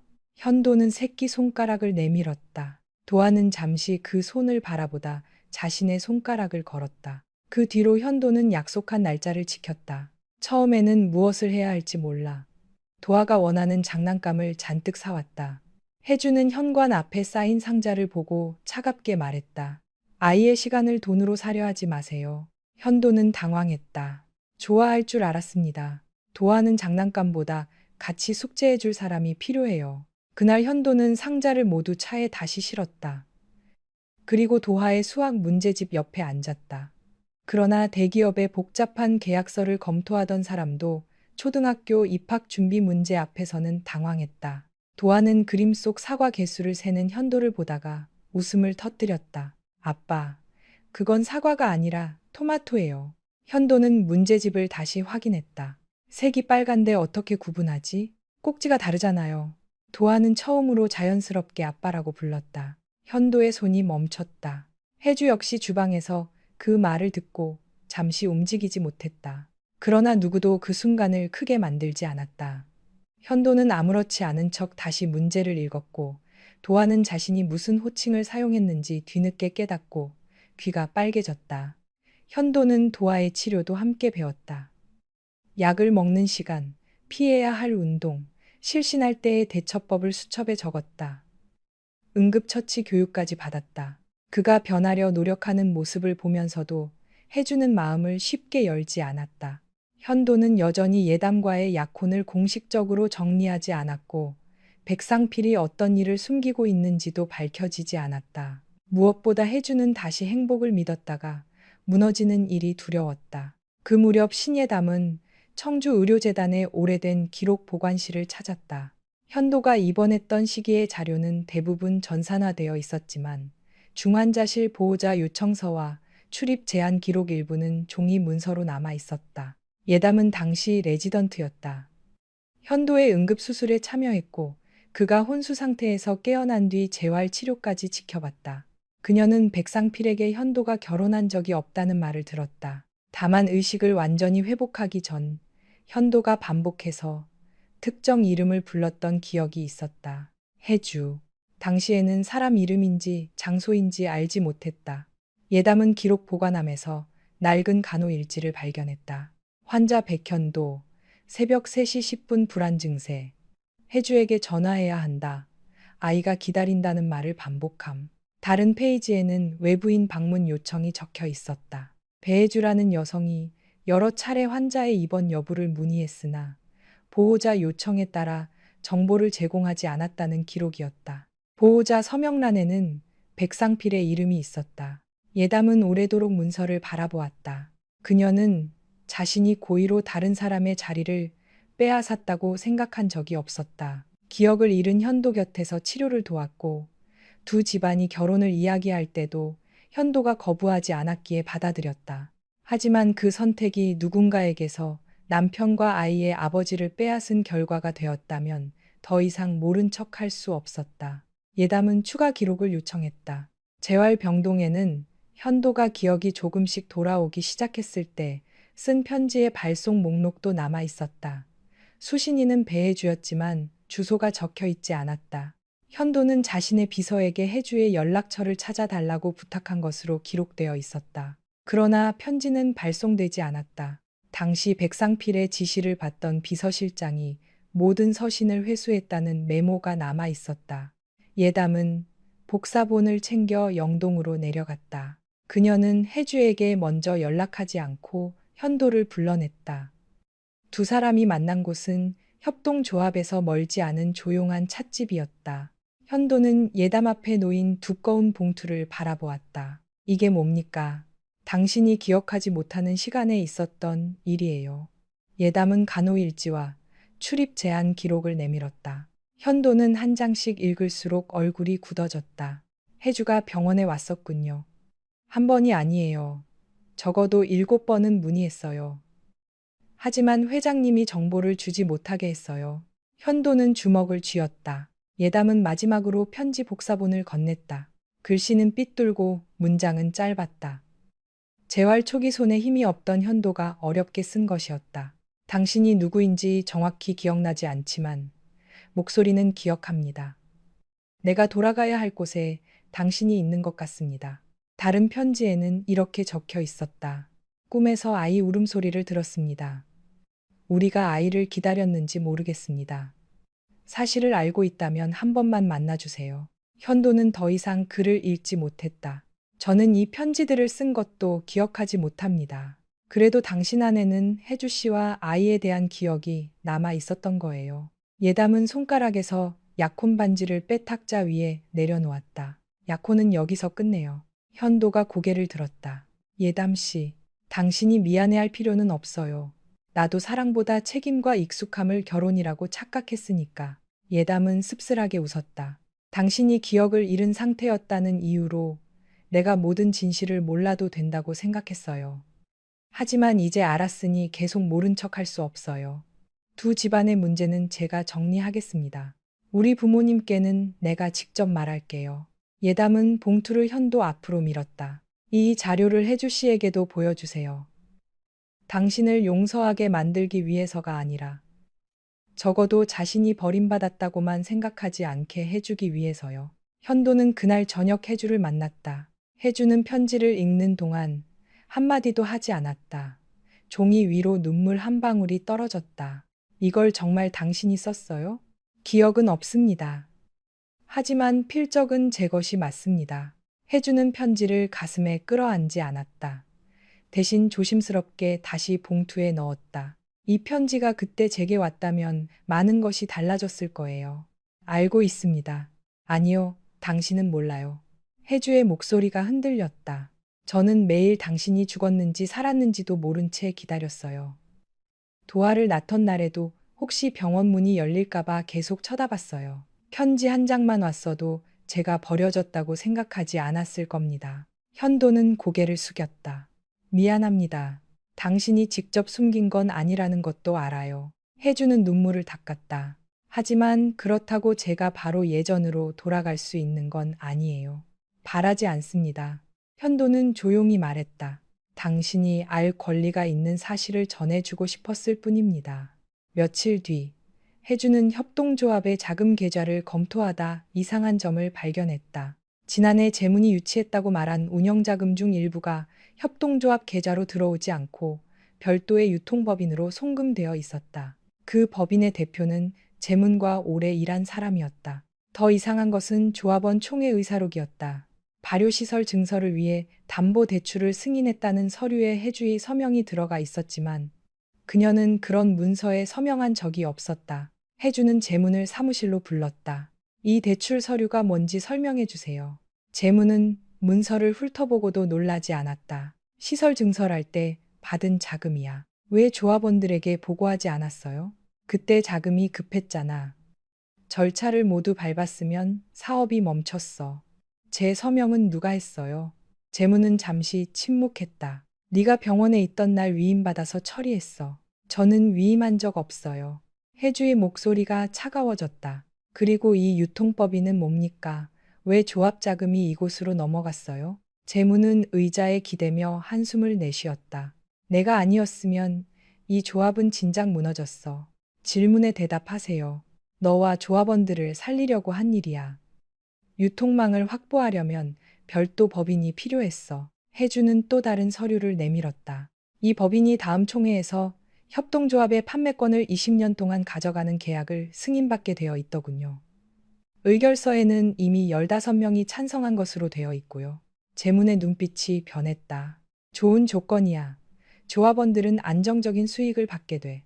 조합의 판매권을 사실상 넘기는 계약이에요. 감정적으로 판단하지 마. 감정적인 건 선배예요. 해주는 서류를 움켜쥐었다. 도와줬다는 이유로 제 삶과 조합을 마음대로 결정할 수 있다고 생각했어요? 재무는 자리에서 일어났다. 내가 지난 6해 동안 얼마나 많은 걸 포기했는지 알아? 그건 선배가 선택한 일이에요. 백현도는 다시 나타나기만 하면 모든 걸 되찾을 수 있고 나는 아무리 곁을 지켜도 아무것도 아니야? 해주는 그제야 재문의 행동이 단순한 사업적 욕심만은 아니라는 것을 깨달았다. 그래서 제 편지까지 숨겼어요. 재문의 눈동자가 흔들렸다. 해주는 현도에게 받은 기록에서 한 가지 이름을 발견했다. 현도의 비서실이 해주의 주소를 확인하는 과정에서 재문에게 연락한 기록이었다. 재문은 해주가 이미 다른 곳으로 떠났으며 연락을 원하지 않는다고 답했다. 현도가 보낸 편지를 선배가 받은 적 있죠? 재문은 부정하지 않았다. 그때 네가 어떤 상태였는지 알아? 아이를 안고 하루하루 버티기도 힘들었어. 그 집안이 다시 널 끌고 가면 무너질 게 뻔했어. 그래서 제 대신 결정했어요. 나는 널 지키려고 했어. 아니요. 해주는 고개를 저었다. 선배는 제가 선배를 선택하게 만들려고 진실을 숨긴 거예요. 재문은 차갑게 말했다. 백현도가 나타나지 않았다면 넌 아무것도 몰랐을 거야. 도하와 평범하게 살았을 거고 거짓말 위에서 사는 게 평범한 삶이에요? 재무는 마지막 카드처럼 낮은 목소리로 말했다. 이 계약을 막으면 조합은 대출을 갚지 못해. 내가 책임질 수 있어? 조합원들에게 사실대로 말하고 함께 방법을 찾을 겁니다. 그들이 내 편을 들 것 같아 네가 서명한 문서가 있는데 서명 감정을 요청하겠습니다. 재문의 얼굴이 굳었다. 해주는 다음날 긴급 조합원 회의를 소집했다. 외부 취재진도 화려한 발표도 없었다. 협동조합의 작은 회의실에 23명의 조합원과 회계사, 변호사만 모였다. 혜주는 자신의 잘못부터 인정했다. 대표인 제가 자금 흐름을 제대로 확인하지 못했습니다. 그 책임을 피하지 않겠습니다. 그녀는 위조된 의결서, 유통법인으로 빠져나간 자금, 담보대출 내역을 차례로 공개했다. 재무는 혜주가 개인적인 감정 때문에 정상적인 투자 계약을 방해한다고 주장했다. 백현도가 돌아온 뒤 배 대표의 판단이 흔들리고 있습니다. 대기업과의 관계를 지키기 위해 조합의 안정적인 투자까지 거부하려는 겁니다. 조합원들이 술렁였다. 혜주는 목소리를 높이지 않았다. 그래서 오늘 백림 관계자는 이 자리에 부르지 않았습니다. 이 문제는 우리 조합 내부의 문제이기 때문입니다. 회계사가 확인한 결과 재문의 유통법인은 실제 투자금보다 훨씬 큰 판매 수수료를 가져가도록 설계되어 있었다. 조합원 찬성 서명 중 6개는 다른 문서에서 복사된 것으로 드러났다. 김복순이 떨리는 목소리로 말했다. 우리가 땅을 담보로 잡힌 줄도 몰랐는데 이게 무슨 도움이라는 거요? 재무는 끝까지 자신이 조합을 살리려 했다고 주장했다. 그러나 혜주는 마지막으로 통화 기록을 공개했다. 재문과 백상필의 비서실이 지난 6해 동안 여러 차례 연락한 기록이었다. 현도 역시 회의실 뒤쪽에 조용히 앉아 있었다. 혜주가 요청하지 않았다면 들어오지 않았을 것이다. 회의가 끝나기 직전 백상필이 직접 나타났다. 그는 조합원들 앞에서 재문과 연락한 사실을 인정했다. 내가 오재문 씨에게 혜주와 현도의 접촉을 막아달라고 요청한 것은 사실입니다. 현도가 아버지를 노려보았다. 백상필은 이어 말했다. 하지만 조합 자금을 빼돌리거나 서류를 위조하라고 지시한 적은 없습니다. 재문이 분노에 외쳤다. 회장님이 저한테 약속했잖습니까? 혜주가 현도 씨에게 돌아가지 않게 하면 조합 유통망을 밀어주겠다고. 나는 네가 불법을 저지를 줄 몰랐다. 혜주는 두 사람을 바라보며 차갑게 말했다. 결국 두 분 모두 제 의사를 묻지 않았군요. 한 사람은 집안을 지킨다는 이유로, 다른 사람은 저를 사랑한다는 이유로 제 인생을 대신 결정했습니다. 그날 조합원들은 기존 계약 승인을 전면 취소하고 외부 회계 감사를 받기로 결정했다. 재문의 권한은 즉시 정지됐다. 위조와 자금 유용에 관한 자료는 경찰에 제출하기로 했다. 회의가 끝난 뒤 현도는 백상필에게 말했다. 이사회에 제 사임 의사를 전달하겠습니다. 백상필의 얼굴이 굳었다. 무슨 뜻이냐? 후계자 자리에서 물러나겠습니다. 감정적으로 회사까지 버릴 셈이냐? 회사를 버리는 게 아닙니다. 아버지가 가족을 통제하기 위해 회사와 재산을 사용하는 구조에서 나오겠다는 겁니다. 현도는 조합원들이 남아있는 회의실을 바라보았다. 재문과 연락한 기록, 혜주의 병원 접근을 막은 지시, 제 편지를 회수한 사실에 대해 전부 증언하겠습니다. 내가 증언하면 나뿐 아니라 백님도 타격을 입는다. 그 책임은 사실을 숨긴 사람이 져야 합니다. 백상필은 아들을 한참 바라보다 아무 말 없이 돌아섰다. 현도는 회의실에 홀로 남은 혜주에게 다가갔다. 혜주는 의자에 앉아 두 손으로 얼굴을 감싸고 있었다. 가장 믿었던 선배에게 배신당했다는 사실과 자신도 모르게 조합원들을 위험에 빠뜨렸다는 죄책감이 한꺼번에 밀려온 듯했다. 현도는 그녀를 함부로 안지 않았다. 대신 맞은편 의자에 조용히 앉았다. 조합의 대출 문제는 제가 개인적으로 해결하지 않겠습니다. 혜주가 고개를 들었다. 도와주겠다는 말 하러 온 거라면 필요 없어요. 알고 있습니다. 현도는 담담하게 말했다. 백님이 정상적인 공개 입찰을 통해 장기 구매 계약에 참여하도록 하겠습니다. 다른 회사와 같은 조건으로 평가받겠습니다. 선택은 조합원들이 하게 하죠. 혜주는 잠시 그를 바라보았다. 예전에 당신이라면 돈으로 모든 문제를 해결하려 했을 거예요. 예전에 제가 어떤 사람이었는지 기억하지 못합니다. 현도는 씁쓸하게 웃었다. 하지만 지금은 당신이 무엇을 싫어하는지 조금 알 것 같습니다. 혜주의 눈이 붉어졌다. 현도는 자리에서 일어났다. 오늘은 도화를 만나지 않겠습니다. 당신과 함께 있고 싶어 할 것 같아서요. 그가 문 쪽으로 걸어가자 혜주가 불렀다. 현도 씨. 현도가 돌아보았다. 혜주는 잠시 망설이다가 말했다. 약혼을 정리했다는 말 예담 씨에게 들었어요. 네. 저 때문입니까? 진실을 알게 된 뒤에도 계속할 수 있는 약혼이 아니었습니다. 현도는 솔직하게 답했다. 하지만 당신이 저를 받아줄 거라고 기대해서 정리한 건 아닙니다. 혜주는 아무 말도 하지 않았다. 현도는 문을 열기 전 마지막으로 말했다. 기억이 돌아오지 않아도 책임은 질 수 있다는 걸 보여드리겠습니다. 그날 늦은 밤 혜주가 집으로 돌아왔을 때 도하는 식탁에서 그림을 그리고 있었다. 종이에는 세 사람이 있었다. 이번에는 현도가 종이 끝에 있지 않았다. 혜주와 도하의 바로 옆에 서 있었다. 다만 세 사람의 손은 아직 서로 닿지 않았다.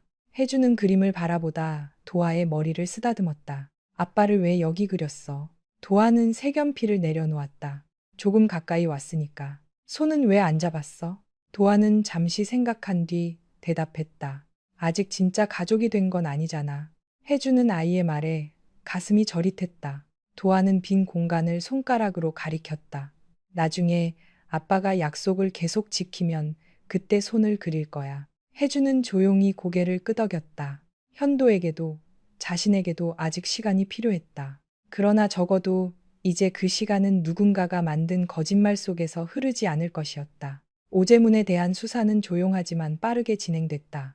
협동조합이 제출한 회계 자료와 서명 감정 결과, 자금 이체 기록은 단순한 절차상의 실수가 아니라는 사실을 분명히 보여주었다. 재무는 처음에는 모든 혐의를 부인했다. 자신이 만든 유통법인은 청솔 발효 협동조합을 살리기 위한 것이었고 해주의 서명도 구두로 위임받아 대신 처리한 것이라고 주장했다. 그러나 조합원들의 진술은 달랐다. 재무는 시설 증설에 필요한 단기 자금을 마련한다고만 설명했을 뿐 조합의 토지와 설비가 담보로 제공된다는 사실은 알리지 않았다. 조합의 판매권을 20년 동안 자신의 법인에 넘기는 계약서도 정식 총회에 올라온 적이 없었다. 서명 감정 결과 여러 조합원의 이름은 과거 출석부와 동의서에서 복사된 것으로 확인됐다. 해주의 서명 역시 필압과 회계 방향이 달랐다. 더 결정적인 것은 재문이 백상필의 비서실과 주고받은 메시지였다. 백상필 측은 현도와 해주의 접촉을 막아 달라고 요청했고 그 대가로 협동조합 제품이 백림의 유통망에 들어갈 수 있도록 돕겠다는 뜻을 전달했다. 재문은 그 관계를 이용해 자신이 해주의 유일한 보호자처럼 행동했다. 현도가 사고 뒤 해주에게 보낸 편지의 행방도 밝혀졌다. 당시 백림 비서실은 해주의 주소를 직접 확인하지 못하자 재문에게 연락했다. 재문은 해주가 이미 다른 남자와 살고 있으며 현도와의 연락을 원하지 않는다고 거짓말했다. 이후 편지는 재문의 사무실 주소로 전달됐지만 해주에게 전해지지 않았다. 수사관이 편지를 어디에 보관했는지 묻자 재문은 처음에는 버렸다고 말했다. 그러나 그의 예전 사무실 창고에서 개봉되지 않은 편지 3통과 이미 뜯긴 편지 2통이 발견됐다. 해주는 경찰서에서 투명한 증거 봉투 안에 든 편지를 바라보았다. 6해 전의 종이는 누렇게 변해 있었고 봉투에는 현도의 흔들리는 글씨로 자신의 이름이 적혀 있었다. 배혜주에게. 해주는 그 글씨만으로도 편지를 알아보았다. 수사관은 증거 절차가 끝난 뒤 돌려받을 수 있다고 설명했다. 해주는 고개를 끄덕였지만 자리에서 쉽게 일어나지 못했다. 편지 한 통이 제때 도착했다면 자신의 삶이 완전히 달라졌을 것이라는 생각을 지울 수 없었다. 현도가 살아있다는 사실을 알았다면 도하를 안고 병원으로 달려갔을 것이다. 비록 그가 자신을 기억하지 못했더라도 곁에서 기다렸을 것이다. 그러나 해주는 곧 그런 상상을 멈췄다. 도착하지 않은 편지를 붙잡고 지난 시간을 다시 살 수는 없었다. 6해 동안 자신이 견딘 외로움도 도하가 아버지 없이 성장한 시간도 없던 일이 되지 않았다. 재문이 숨긴 것은 종이 몇 장만이 아니었다. 그는 해주가 선택할 권리를 빼앗았다. 백상필도 마찬가지였다. 두 사람은 서로 다른 이유를 내세웠지만 결국 해주를 스스로 판단할 수 없는 사람처럼 대했다. 한 사람은 집안의 명예를 위해서였고 다른 한 사람은 사랑한다는 이유에서였다. 해주는 이제 그 어떤 선의도 자신의 삶을 대신 결정할 권리가 될 수 없다는 것을 분명히 알고 있었다.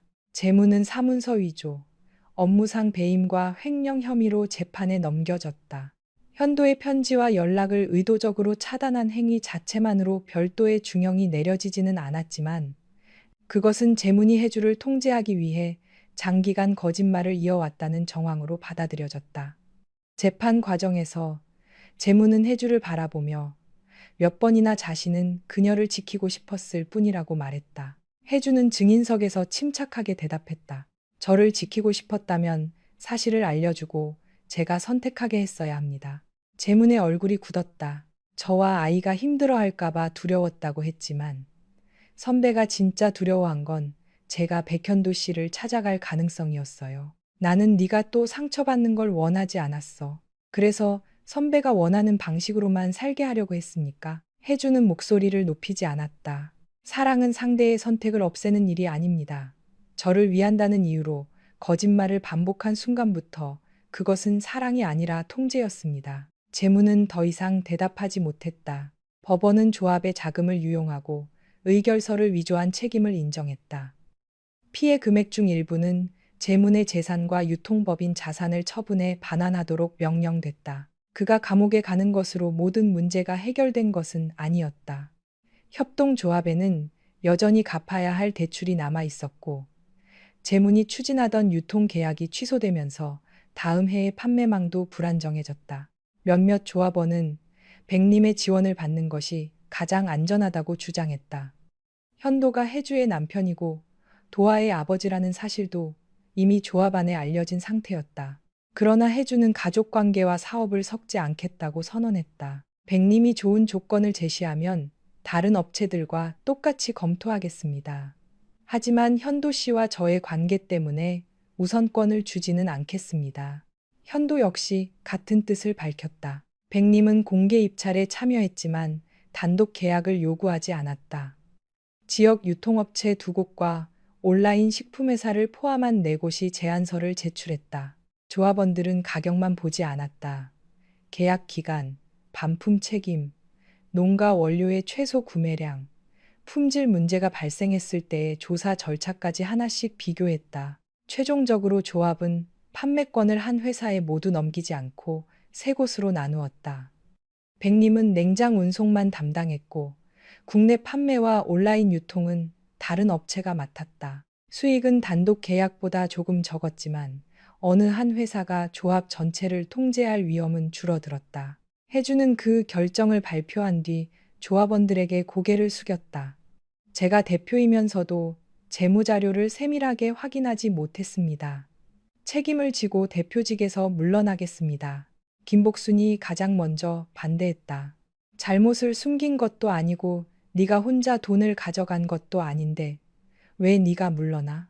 다른 조합원들도 혜주에게 다시 기회를 주자고 말했다. 그러나 혜주는 책임을 피하고 싶지 않았다. 결국 조합원들은 투표를 통해 혜주를 임시 대표로 유지하되 외부 회계 감사를 정기적으로 받고 모든 계약을 3명 이상의 운영위원이 공동 승인하도록 규정을 바꾸었다.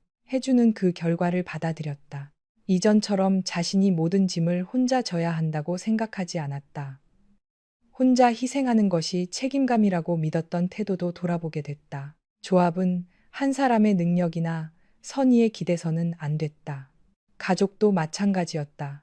백상필은 수사가 시작된 뒤 백림이 사회에서 물러나지는 않았지만 경영 일선에서 한 발 뒤로 물러날 수밖에 없었다. 현도가 병원 출입 제한 지시와 편지 회수 사실에 대해 진술하면서 이사회 내부에서도 책임을 묻는 목소리가 나왔다. 백상필은 현도를 따로 불러 말했다. 내가 증언하지 않았다면 집안일로 끝낼 수 있었다. 현도는 차분하게 대답했다. 혜주와 도하에게는 집안일이 아니었습니다. 인생 전체를 바꾼 일이었습니다. 내가 너를 살리려고 했다는 사실은 인정하지 않는구나. 아버지가 저를 살리려 했다는 건 압니다. 현도는 잠시 말을 멈췄다. 하지만 저를 살리기 위해 제 아내와 아이를 없는 사람으로 만들 권리는 없었습니다. 백상필은 얼굴을 굳혔다. 도하는 내 손자다. 적어도 그 아이에게는 부족함이 없게 해야 한다. 그는 이미 변호사를 통해 도하 명의의 신탁기금을 준비하고 있었다. 교육비와 치료비, 향후 상속분까지 포함된 거액이었다. 현도는 그 제안을 혜주에게 전달하기 전에 먼저 문서를 검토했다. 예상대로 조항 사이에는 백씨 집안이 아이의 교육과 치료 기관을 결정하는데 의견을 낼 수 있다는 내용이 들어 있었다. 혜주는 문서를 읽자마자 돌려주었다. 받지 않겠습니다. 백상필은 직접 영동까지 찾아왔다.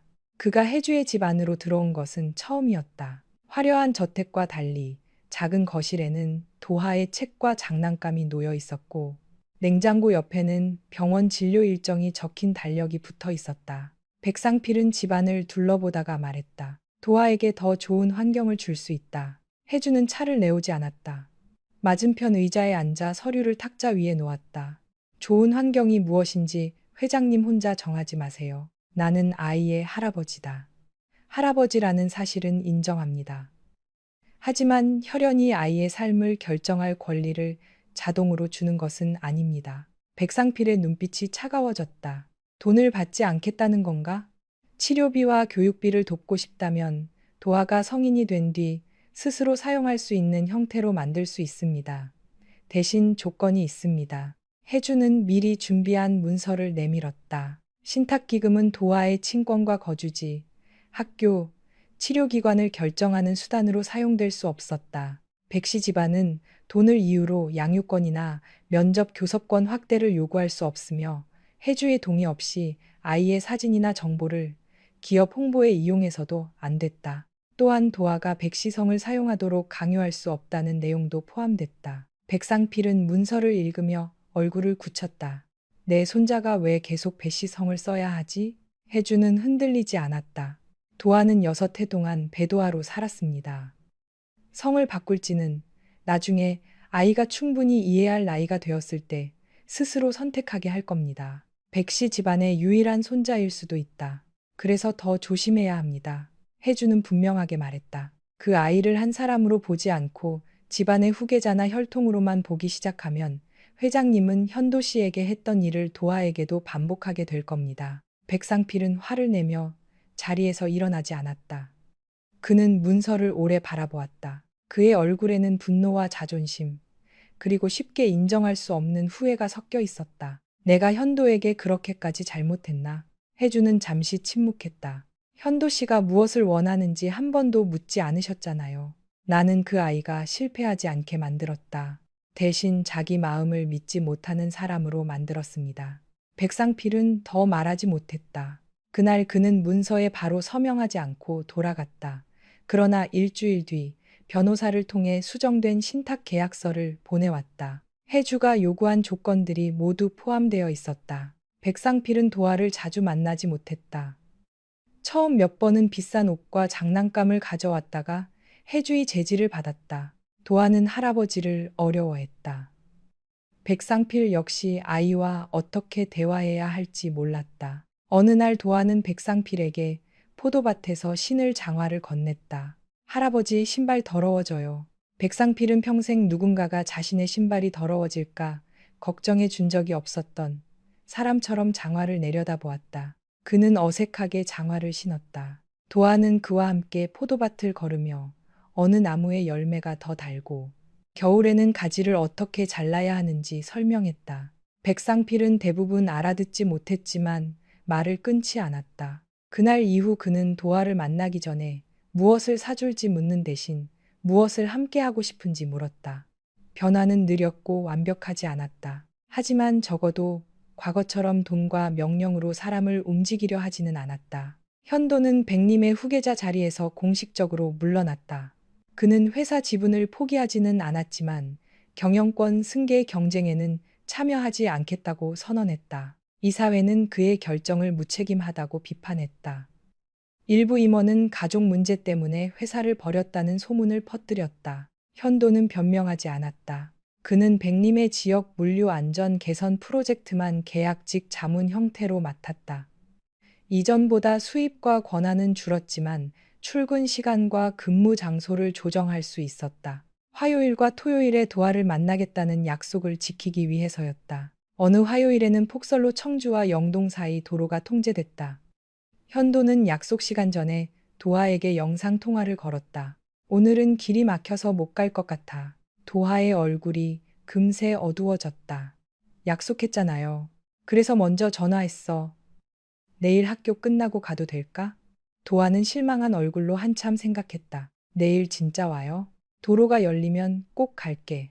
열리지 않으면 다시 설명하겠다. 다음 날 도로는 완전히 정상화되지 않았다. 현도는 차량을 멀리 세워두고 마지막 언덕길을 걸어 올라왔다. 바지 밑단은 눈에 젖었고 얼굴은 추위로 붉어져 있었다.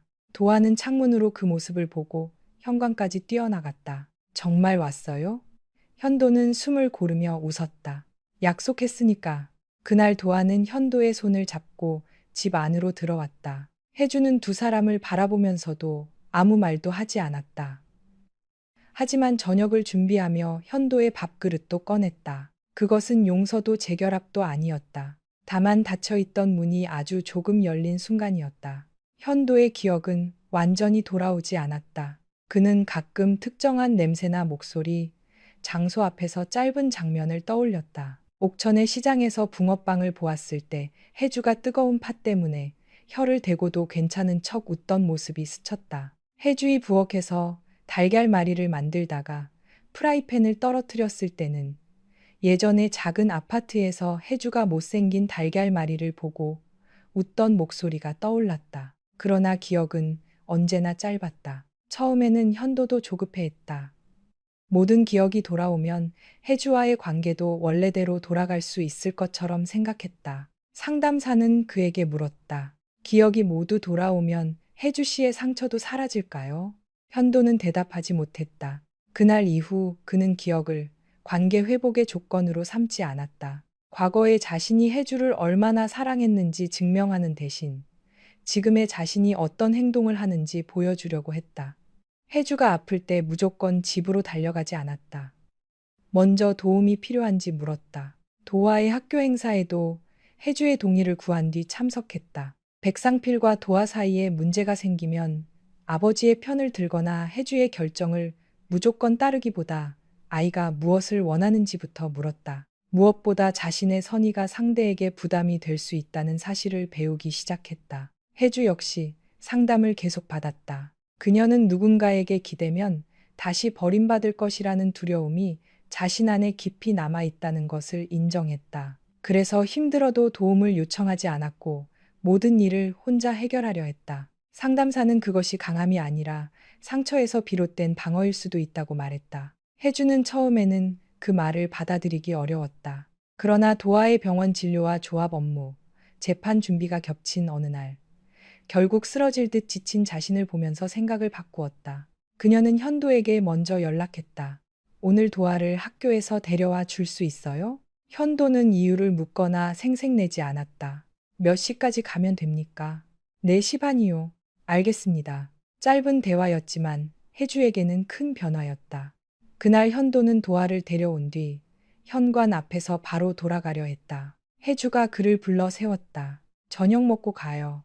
현도는 놀란 표정으로 돌아보았다. 괜찮습니까? 괜찮지 않으면 말하지 않았을 거예요. 세 사람은 식탁에 둘러 앉았다. 특별한 음식은 없었다. 된장찌개와 김, 구운 생선이 전부였다. 도하는 학교에서 있었던 일을 이야기했고 현도는 진지하게 들어주었다. 해주는 두 사람의 대화를 듣다가 문득 아주 오래전 자신이 바라던 저녁이 이런 모습이었다는 것을 떠올렸다. 하지만 그녀는 그 감정에 휩쓸리지 않았다. 좋은 하루 한 번이 지난 6해를 보상하지는 않았다. 그렇다고 과거의 상처 때문에 지금의 변화를 모두 부정할 필요도 없었다. 시간은 그렇게 흘렀다. 재문에 대한 재판이 마무리되고 협동조합이 새로운 유통 구조를 안정시키기까지 거의 1년이 걸렸다. 도하는 정기적으로 심장 검사를 받았고 약을 잘 복용했다. 격한 운동은 제한됐지만 학교 생활에는 큰 문제가 없었다. 현도는 모든 진료에 참석하지는 못했다. 대신 참석하지 못할 때는 결과를 공유받고 필요한 것을 물었다. 도하는 더 이상 그가 갑자기 사라질까 매일 걱정하지 않았다. 가족 상담에서 다시 가족 그림을 그리라는 말을 들었을 때 도하는 이번에는 세 사람을 같은 크기로 그렸다. 세 사람의 손도 이어져 있었다. 상담사가 물었다. 이제 진짜 가족이 된 거야? 도하는 고개를 갸웃했다. 원래 가족이었는데 서로 잘 몰랐던 것 같아요. 해주와 현도는 서로를 바라보았다. 도하는 곧 덧붙였다. 그래도 아직 아빠는 우리 집에 안 살아요. 상담이 끝난 뒤 현도는 해주에게 조심스럽게 말했다. 도하가 원하는 것 때문에 서두를 생각은 없습니다. 혜주는 그가 무슨 말을 하려는지 알고 있었다. 저도 도하 때문에 다시 합칠 생각은 없어요. 알고 있습니다. 아이를 위해 억지로 같이 사는 건 결국 아이에게도 좋지 않아요. 동의합니다. 현도는 잠시 머뭇거리다가 말했다. 그래도 언젠가 가능성이 있는지는 묻고 싶습니다. 혜주는 바로 대답하지 않았다. 예전 같았다면 현도의 기억이 돌아오는 순간 모든 것이 해결될 것이라고 믿었을 것이다. 또는 그가 자신을 사랑한다고 말하면 다시 시작할 수 있다고 생각했을지도 몰랐다. 하지만 이제 해주는 사랑만으로 가정을 유지할 수 없다는 것을 알고 있었다. 신뢰에는 구체적인 행동과 시간이 필요했다. 제가 아직도 당신을 사랑하는지는 잘 모르겠어요. 현도의 얼굴에 짧은 아픔이 스쳤지만 그는 말을 끊지 않았다. 예전에 당신을 사랑했던 마음과 지금의 당신을 바라보는 마음이 섞여 있어요. 고마움도 있고 두려움도 있고 아직 남은 원망도 있어요. 그 모든 감정을 인정하겠습니다. 그리고 저는 완전히 용서한 것도 아니에요. 기다리겠습니다. 해주는 고개를 저었다. 기다린다는 말로 저에게 부담을 주지 마세요. 당신도 당신 삶을 살아야 해요. 현도는 잠시 생각한 뒤 고개를 끄덕였다. 그럼 기다린다는 말 대신 제가 해야 할 일을 계속하겠습니다. 그 대답은 혜주가 예상했던 것보다 훨씬 편안했다. 2달 뒤에 혜주는 먼저 제안했다. 6달 동안 같이 살아보는 건 어때요? 현도는 자신이 잘못 들었다고 생각한 듯 한동안 말이 없었다. 혜주는 조건을 분명히 했다. 지금 살고 있는 영동의 집에서 함께 생활할 것. 현도가 백씨 집안의 방식이나 경제적 기준을 집안에 강요하지 않을 것. 두 사람은 부부 상담을 계속 받을 것. 갈등이 생기면 도화 앞에서 침묵으로 상대를 벌주거나 아이를 전달자로 이용하지 않을 것. 그리고 가장 중요한 조건이 있었다. 저를 보호한다는 이유로 어떤 사실도 숨기지 마세요. 현도는 천천히 고개를 끄덕였다. 당신도 혼자 결정한 뒤 결과만 알려주지 마세요. 혜주는 잠시 그를 바라보다 대답했다. 노력할게요. 저도 노력하겠습니다. 두 사람은 다시 결혼식을 올리지 않았다.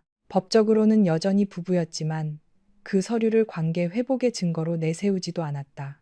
현도는 작은 가방 2개만 들고 혜주의 집으로 들어왔다.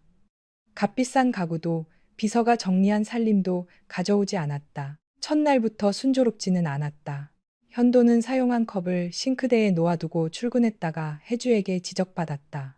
혜주는 현도가 도하의 약을 챙겼다는 사실을 확인하고도 다시 약통을 열어보다가 자신을 믿지 못하느냐는 말을 들었다. 두 사람은 사소한 일로도 감정이 상했다. 과거에는 사랑으로 넘겼던 차이가 이제는 불신을 자극했다. 하지만 이전과 달리 문을 닫고 침묵하지 않았다. 상담에서 배운 대로 상대를 비난하기보다 자신의 감정을 설명하려 했다. 당신이 말없이 일정을 바꾸면 또 사라진 것처럼 느껴져요. 혜주가 말하면 현도는 변명하지 않고 답했다. 다음부터는 결정하기 전에 먼저 말하겠습니다. 현도 역시 자신의 마음을 말했다. 당신이 모든 일을 혼자 처리하면 저는 이 집에서 손님처럼 느껴집니다. 혜주는 잠시 생각한 뒤 집안일과 도하의 일정을 함께 적는 달력을 냉장고에 붙였다. 6달의 시험 기간이 끝나는 날, 세 사람은 거실에 앉아 각자 의견을 말하기로 했다. 도하는 가장 먼저 말했다. 아빠가 코를 조금 골지만 같이 살아도 괜찮아요. 현도는 당황했고 혜주는 웃음을 참지 못했다. 도하는 이어서 진지하게 말했다. 엄마가 아빠한테 화나도 나한테 아빠 욕 안 해서 좋아요. 아빠도 할아버지랑 싸운 걸 나한테 자세히 말하지 않아서 좋아요. 아이의 말은 단순했지만 두 사람이 지키려고 했던 원칙을 정확히 보여주었다. 현도는 혜주에게 물었다. 당신은 어떻습니까? 혜주는 천천히 집안을 둘러보았다. 현도의 신발이 현관에 놓여 있었고 욕실에는 칫솔이 3개 있었다. 냉장고에는 도하의 진료 일정과 혜주의 조합 회의, 현도의 출장 날짜가 함께 적혀 있었다. 그것은 완벽한 행복의 모습이 아니었다. 누구도 다시는 상처받지 않을 것이라는 보장도 없었다. 그러나 문제가 생기면 숨기거나 도망치지 않고 함께 이야기할 수 있다는 믿음은 생겼다. 계속 같이 살아봐도 될 것 같아요. 현도는 안도한 듯 숨을 내쉬었다. 다만 아직 끝난 건 아니에요. 알고 있습니다. 평생 상담을 받아야 할 수도 있어요. 필요하면 받겠습니다. 기억이 전부 돌아오지 않을 수도 있고요. 현도는 혜주의 눈을 바라보았다. 이제는 돌아오지 않아도 괜찮습니다. 혜주가 놀란 듯 그를 보았다. 당신과 도아를 사랑했던 과거를 기억하고 싶습니다. 하지만 그 기억이 없다고 지금의 관계가 거짓이 되는 건 아니니까요. 현도는 조용히 말을 이었다. 과거에 제가 당신을 사랑했다는 사실보다 오늘 제가 당신을 존중하는지가 더 중요하다는 걸 배웠습니다. 혜주의 눈이 붉어졌다. 그녀는 울음을 숨기지 않았다. 현도도 성급하게 다가가 앉지 않았다. 혜주가 먼저 손을 내밀 때까지 기다렸다. 혜주는 그의 손 위에 자신의 손을 올렸다. 도하는 두 사람 사이로 끼어들어 양손을 잡았다. 이제 가족 그림이랑 똑같다. 며칠 뒤 도하는 냉장고에 새 종이를 붙였다. 학교에서 배운 가족 규칙을 만들어 오라는 숙제였다. 종이 맨 위에는 삐뚤한 글씨로 이렇게 적혀 있었다. 우리 집에서 꼭 지킬 것. 첫째, 사랑하는 사람을 지킨다는 이유로 거짓말하지 않는다. 둘째, 다른 사람의 인생을 대신 결정하지 않는다. 셋째, 미안하다고 말해도 바로 용서받는 것은 아니다. 넷째, 화가 나도 아무 말 없이 사라지지 않는다. 마지막에는 가장 큰 글씨로 한 문장이 적혀 있었다. 가족은 매일 행동으로 다시 만드는 것이다. 혜주는 그 문장을 오랫동안 바라보았다. 그녀는 한때 가족이란 피로 이어진 사람들 또는 혼인신고서에 이름이 함께 적힌 사람들이라고 생각했다. 그러나 혈연이 있어도 서로의 마음을 무시하면 가족은 쉽게 무너졌다. 사랑한다고 말해도 상대의 선택을 빼앗으면 관계는 감옥이 될 수 있었다. 반대로 잃어버린 시간이 너무 길고 상처가 깊더라도 자신의 잘못을 인정하고 책임을 나누며 상대를 존중한다면 다시 시작할 가능성은 남아 있었다. 현도는 모든 기억을 되찾지 못했다. 혜주도 모든 상처를 잊지 않았다. 두 사람은 과거로 돌아가지 않았다. 대신 이전과 다른 방식으로 같은 방향을 바라보기 시작했다. 그날 저녁 현도는 다시 달걀말이를 만들었다. 모양은 여전히 고르지 않았고 한쪽은 조금 탔다. 도하는 접시를 보며 웃었다. 아빠는 아직도 요리 못해요? 현도는 젓가락을 내려놓으며 물었다. 아직도라니? 혜주는 웃음을 멈췄다. 현도 역시 자신의 입에서 나온 질문에 놀란 듯 그녀를 바라보았다. 아주 짧은 순간 작은 아파트의 식탁과 웃고 있는 젊은 혜주의 모습이 머릿속을 스쳤다. 그러나 그는 기억을 붙잡으려고 애쓰지 않았다. 혜주가 달걀말이 한 조각을 먹고 말했다. 예전에도 이 정도였어요. 맛이 없습니까? 조금요. 도아가 크게 웃었다. 현도도 따라 웃었다. 혜주는 그 모습을 바라보며 생각했다. 행복은 잃어버린 기억 속에만 존재하는 것이 아니었다. 완벽하게 회복된 뒤에야 시작되는 것도 아니었다. 오늘 해야 할 말을 숨기지 않고 지켜야 할 약속을 작은 행동으로 반복하며 서로가 서로의 삶을 소유하지 않는 것. 그것이 세 사람이 오랜 상처 끝에 새롭게 배운 가족의 모습이었다.